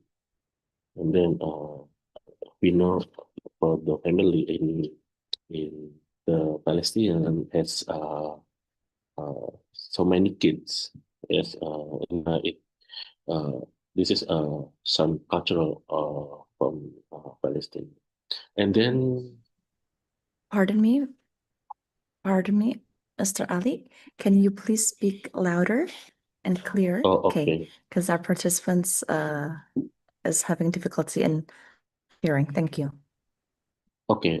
And now, how about now?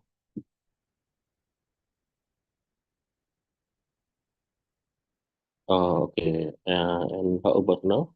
I think it's better. It's better now. In my part, it is. Yeah. I hope that it is better Okay. for the Okay. participants. Yes.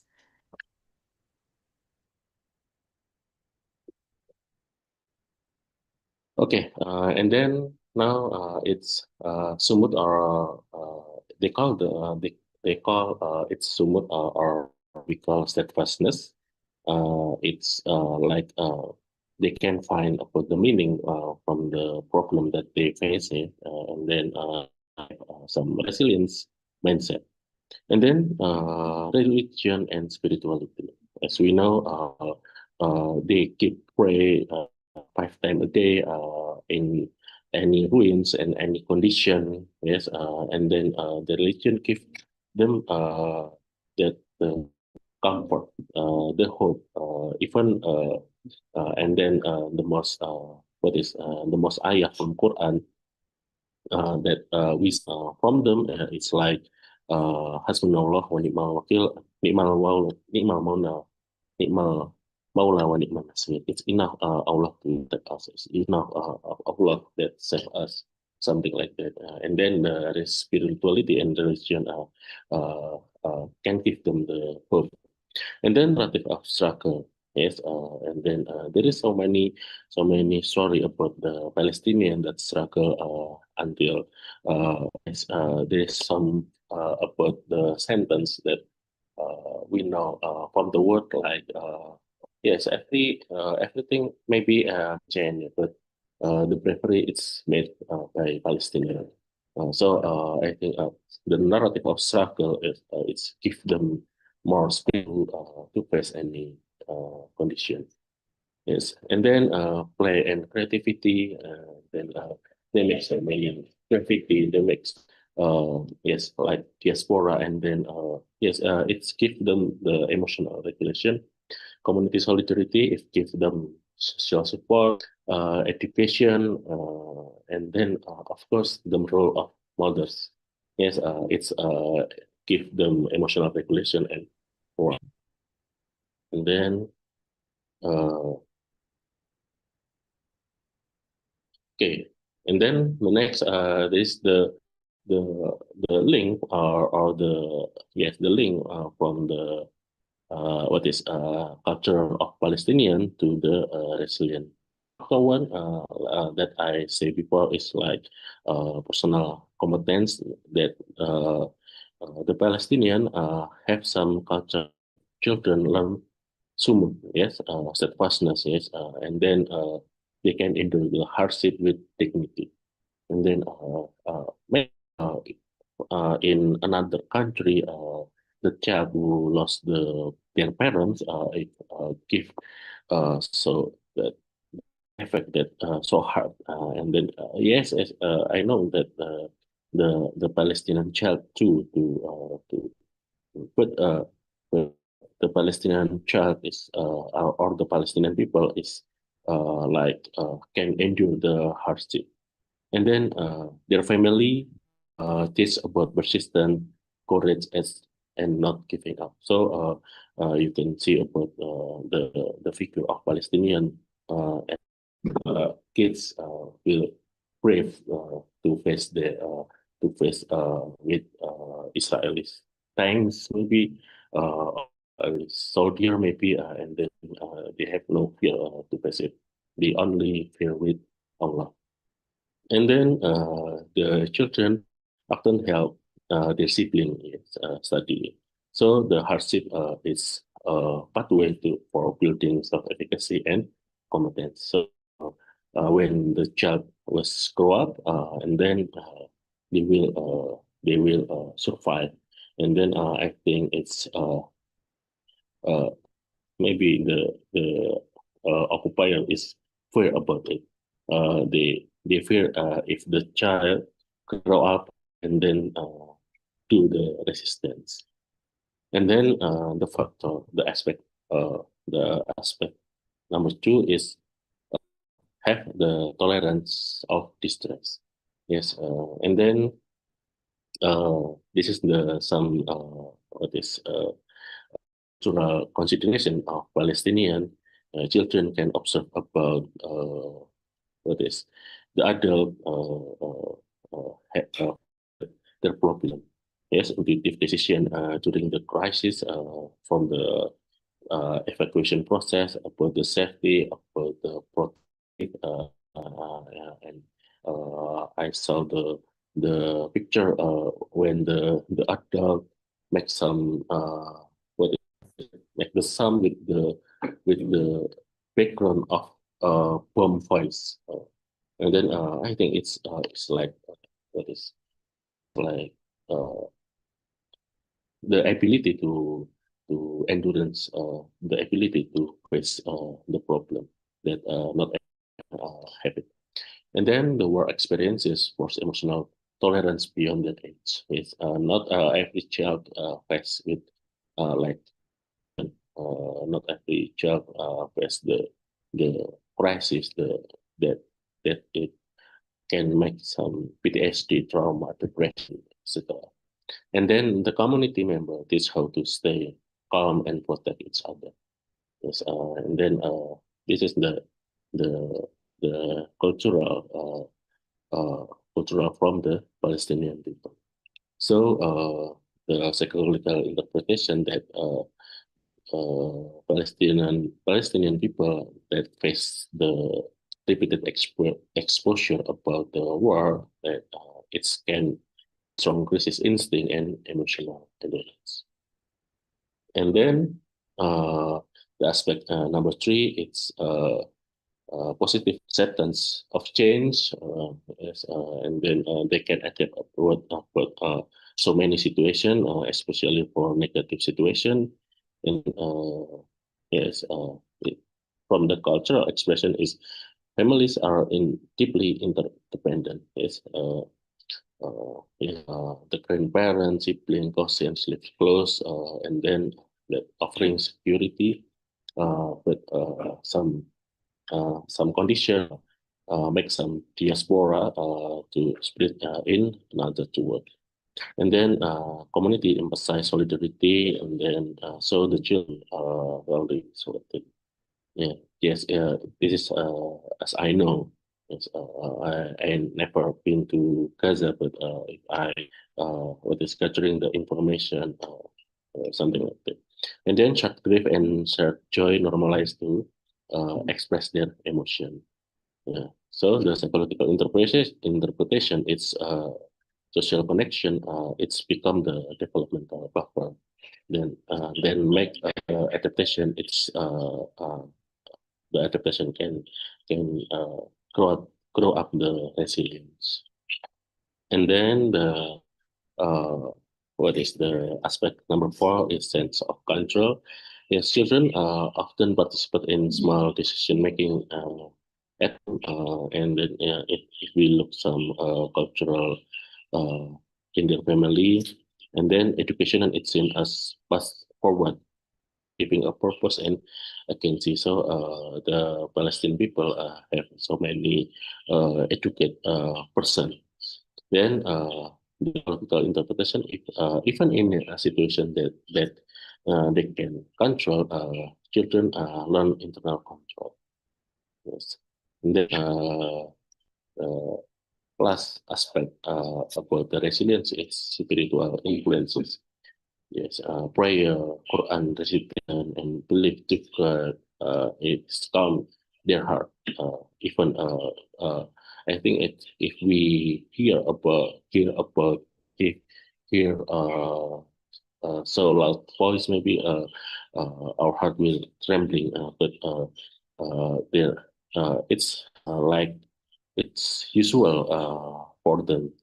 And then spiritual framing of suffering is patient is rewarded, but it with the oppressed, and then that Allah is so close to us, and then that's not final. So and they show uh, about the life after the death. Yeah, it gives them the hope.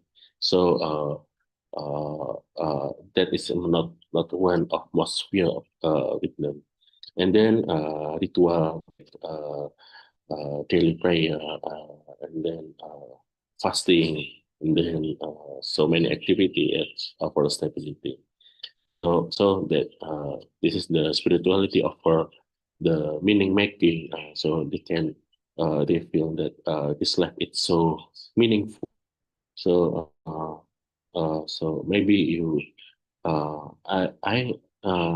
I from Indonesia have never heard of the Palestinian committing suicide, because but from the perspective of occupier, it's like this they feel trauma and then committed to suicide. I think it's like anomaly, but this is mean that the Palestinian people have the meaning about their life. Uh, and then the spirituality reduce their helplessness, and then they hope so they can face the difficulty that they must have to face.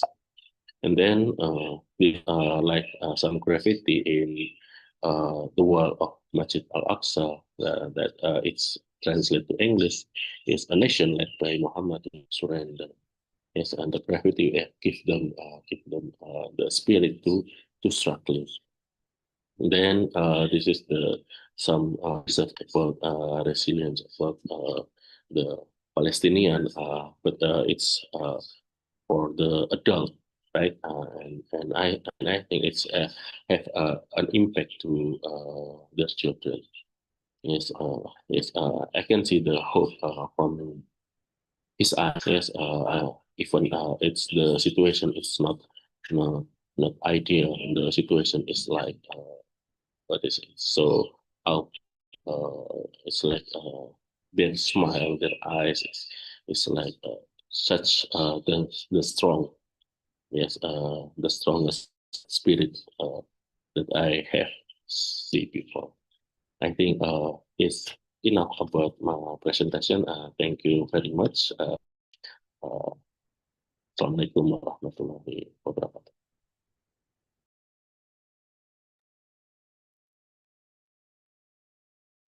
Thank you very much, Mr. Tasawfi, for the insightful presentation. And he emphasized his explanation on the cultural factors buffer trauma among Palestinian children, such as the concept of sumud, steadfastness, family bonds, religiosity and spirituality, play and creativity, and community solidarity. Thank you so much. Ladies and gentlemen, let's give a big round of applause for all of our speakers today for their wonderful presentations. To Dr. Abu Jamai, Professor Nadira Shalhukoverkian, and also Mr. Tasawfi for their presentation. Ladies and gentlemen, we will now move on to the question and answer session.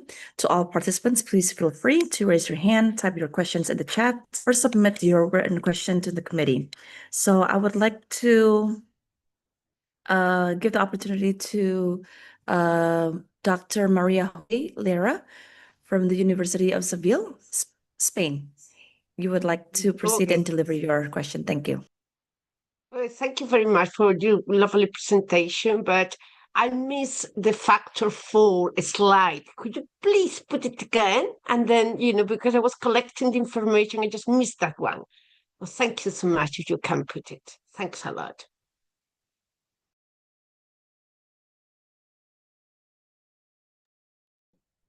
Okay, so I would like to make sure that this question is Thank you. is to Mr. Yes. Tasawfi or to Professor Nadira? Do you what do you mean this from the resilience from the Palestinian? Is this a sense of control, something like that?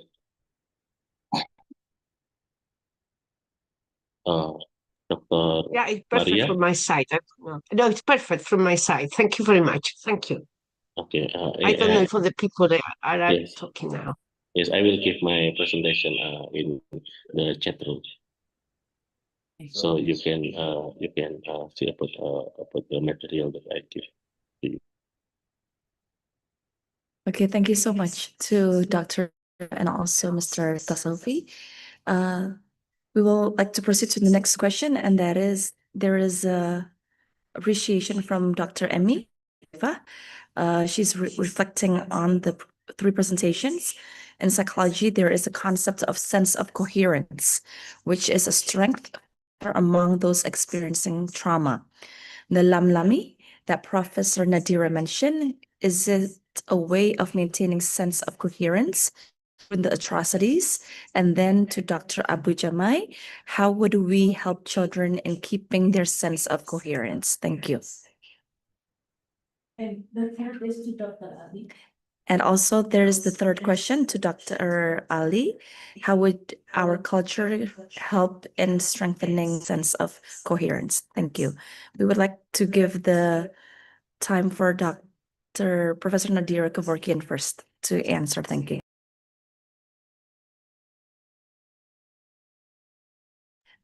Your mic is still muted, Professor. Your mic is still muted. Yes.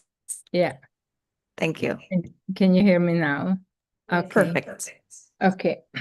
So when I talk about the lemlemi, and if I connect it to coherence, and thank you for a very important question, the framing and the analysis is more from a decolonial psychological interpretation, where lemlemi is the reassembling, or the reassembling of the self, but the reassembling of the community after dismemberment and fragmentation.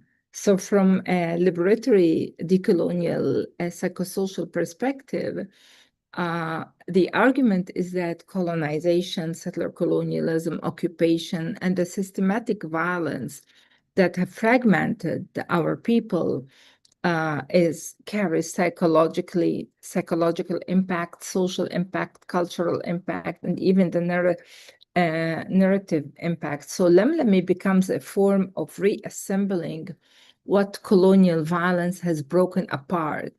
So it is a kind of making sense or a coherence. So it's bringing back identity and stressing on it, bringing back dignity when a child is drawing the grave of his dad, just to be able to find a space where to gather the different fragments of the body that evaporated. It's bringing meaning, it's bringing memory, and it is relational. So the relationality is really crucial here if I follow the theorization of Dr. Saad Joseph, yeah? So when talking about Lemlemi is not an individualistic, self-regulated as the Western model, but a collective process of reconstituting wholeness, including making individual coherence in the child's mind, in the adult's mind. So coherence as culturally grounded from healing takes us to, in Western psychology, it takes us to looking at internal consistency of narrative. It takes us into a cognitive integration of emotional integration. In my decolonial framing, I look at the relational, which is coherence with community. I look at historical, which is coherence with the collective memory. I look at the bodily, which is the coherence with the defragmented flesh and body when I talk about ashla.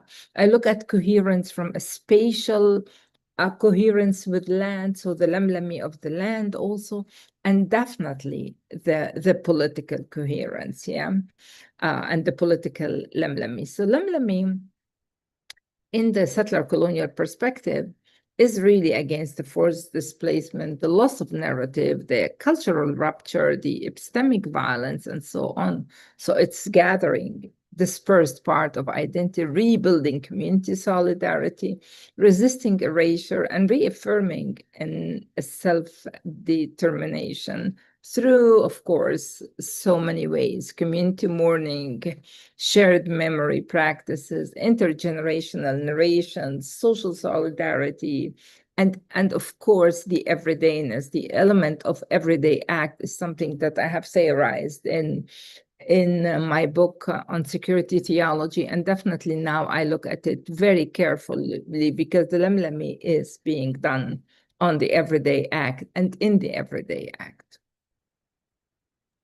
Okay, thank you so much, Professor Shalhub Kevorkian. Perhaps due to the time constraint that Dr. Abu Jamai has, maybe we will have the opportunity for him to answer the question from Dr. Emily Suleifa. Thank you.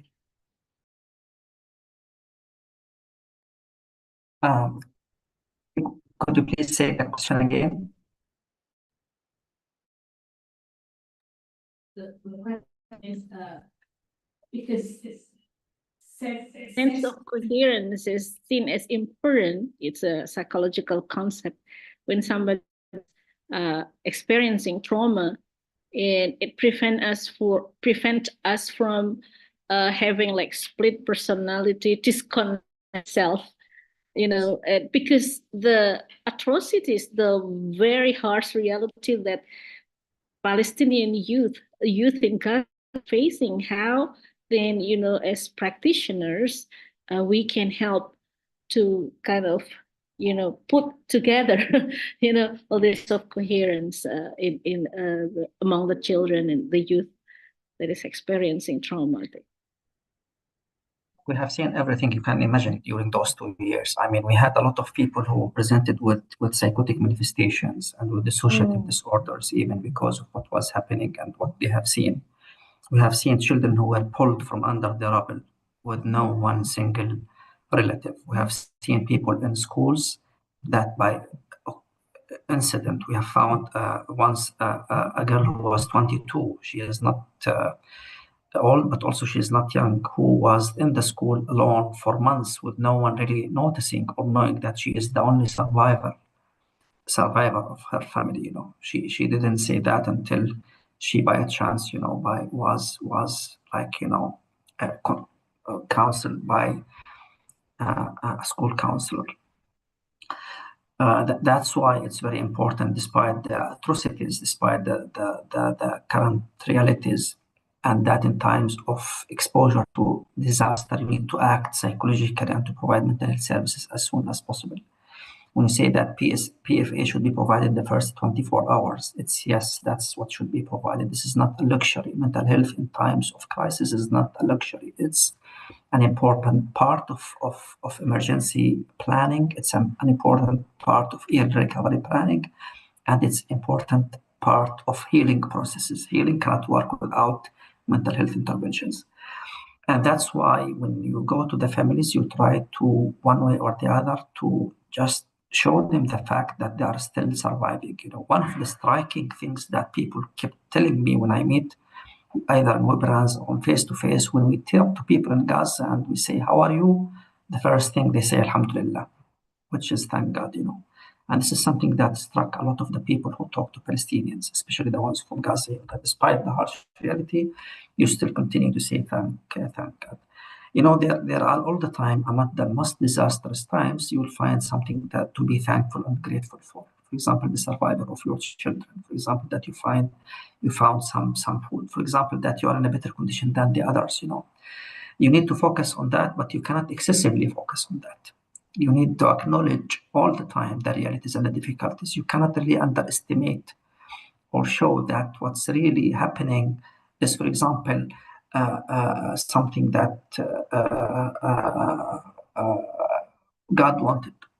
Of course, everything that happens in planet Earth and everywhere in the globe is happening God's will.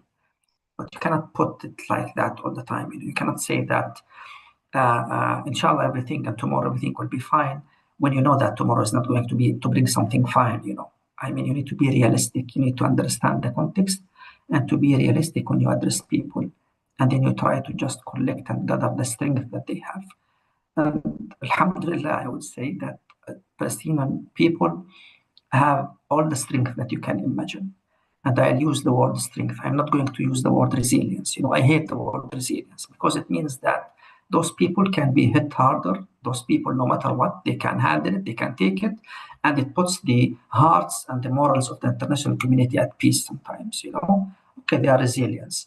Alhamdulillah, fine. They can handle it, no problem. Another 10,000 people to be killed, another 100,000 children to be traumatized. Alhamdulillah, they are resilient. That's not how we should look at things. So all efforts that are possible should be put in place. All chances of support that are available to people in Palestine, to your brothers and sisters in Palestine, should be put in place. And one final thing, to be as humanistic or as human as possible, as low on earth as possible, as simple as possible. You will not only reach the ears of the Palestinian people, but also the hearts. And in many situations, we have seen magic that is happening only because you showed that you are there for people, and to make them feel really that they are there for each other, despite all the difficulties and the challenges. Okay, and this is something that is very important. It does a lot of preventive. If we go back to psychological terms, it does magic in terms of prevention of the further deterioration of psychological well-being. It paves the way or the road or the path to healing processes because we are experiencing a collective trauma. It's not individual at all. And for that collective trauma to be treated, we need collective healing. And collective healings begin by sharing everything that happens to us and by showing the strength that comes from all of us, not only the individual level of strength. No, we gain strength from each other. I hope that I answered your question. I am a psychiatrist by profession. I am far from psychology. I wouldn't say far from psychology, but I am sure I am not as eloquent as Professor Shalhoub Kevorkian or as Dr. Lamakhori or as the esteemed speakers and, of course, colleagues who are around. Okay, thank you so much for Dr. Yasser Abu Jamai for answer from Dr. Emily Zulaifa's question. So, ladies and gentlemen, do we have another question? Perhaps directed to our speakers today?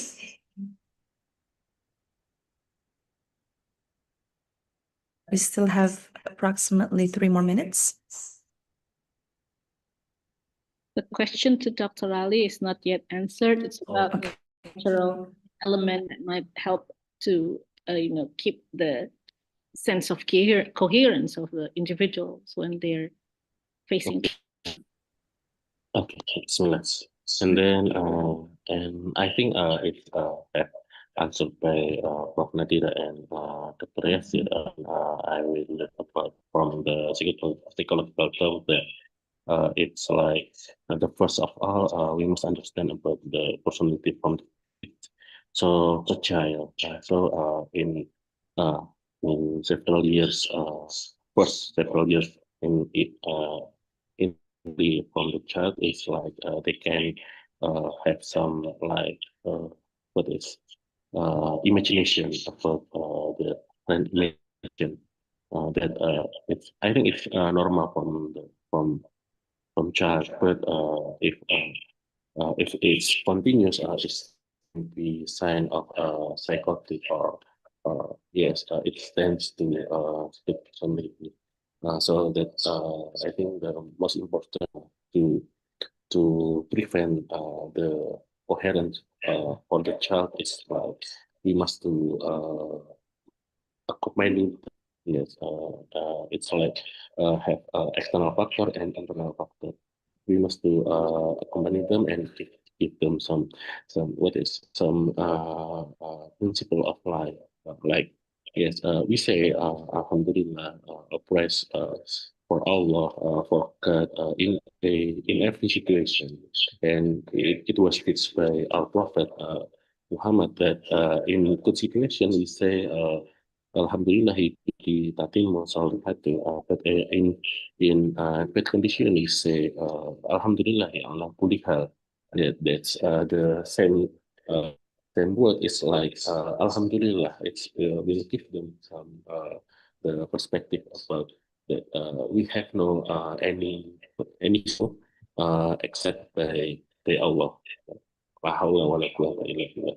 That's the principle of life that if it will prevent them from the yes incoherence, and then the what is the external factor like we must do yes accompany them to show them the purpose of life, why we live in this situation, why we live in this condition. It's like uh, uh, and why we must be struggle, why I was born as Palestinian, something like that. That I think the most important is like give them the meaning of life, something like that. Maybe if you answer, thank you very much. Okay, thank you so much for Mr. Muhammad Novalian Felsuta Sofi for your question. I'm sorry for your answer. And we have one more question right before we proceed to our closing remarks. And this is from Sandra Willis from the Global Mental Health.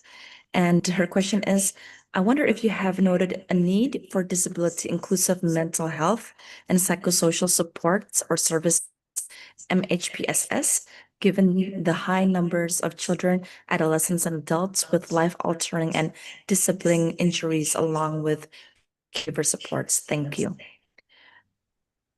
I believe this question will be to I can Professor comment on that quickly. or Dr. Yasser. Thank you. Yeah.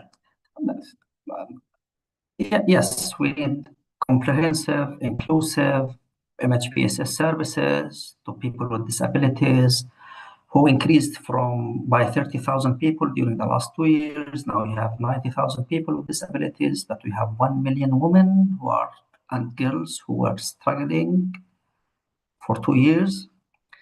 So the term inclusive and comprehensive is important, but it's a challenging resources, and that's why the whole society needs something. And the right way to begin all of that is with respect to the terminologies that we use in mental health and psychology and interventions, the right entrance to that, the right path begins with bringing justice to Palestinian people. And everything will work, Just bringing justice will be enough for people to start to breathe, to ventilate, to feel that they are living as a peaceful way. And we are capable of building our land back. We are capable of doing that. That's what's really needed. But everything else is, of course, needed. Everything else, especially something that is comprehensive, especially something that is inclusive, that meets the needs for each marginalized or vulnerable group of people. Thank you very much. Thank you very much, Dr. Abu Jamai, for your answers to Sandra Willis's question. Thank you very much. Ladies and gentlemen, I believe that due to the time limitations, we will not take any more questions. And this is the end of our session today.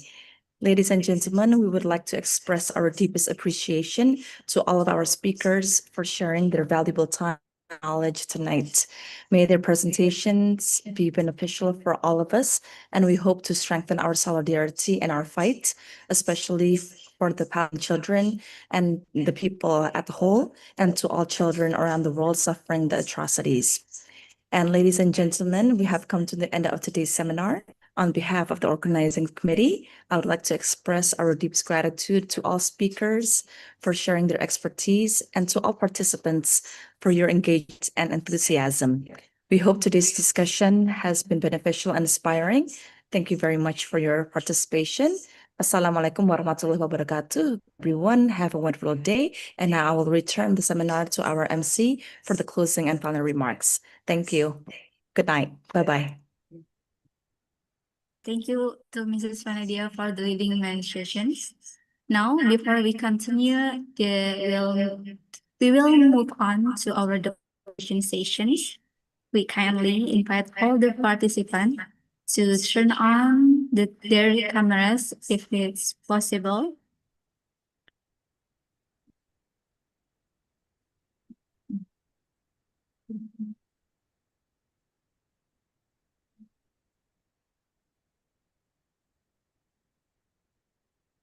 Okay, please look at your screen and smile. Our documentation team will capture the photo in just a moment. We will take a picture in 3, 2, 1. Okay, please hold on for the next screen.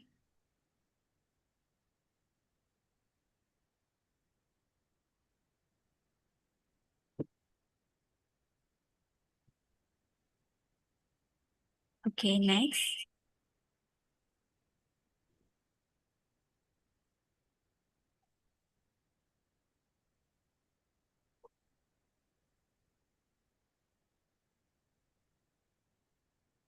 Okay, thank you very much. This guest, ladies and gentlemen, finally we have come to the end of this event. Before we conclude today's event, we kindly remind all participants to fill out the attendance link provided in the Zoom chat. Your participation record is important to the mission and follow-up. Thank you to our speakers, our moderator, and all of the participants for being a part of this meaningful and important international sessions. Your present engagement and support are deeply appreciated.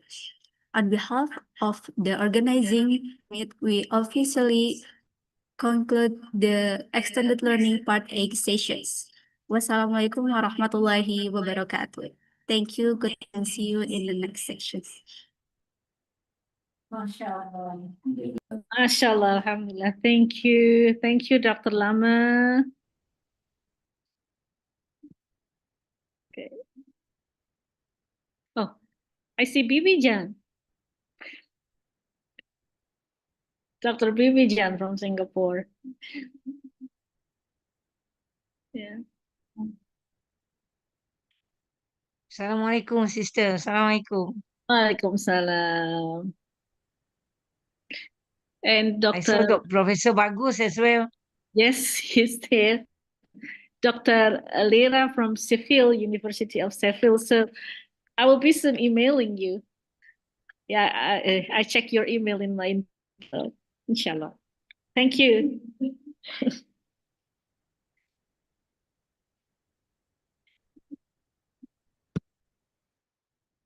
Okay.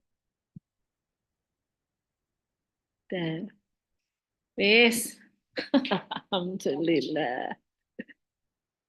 Setidaknya nggak seheboh Icip nanti.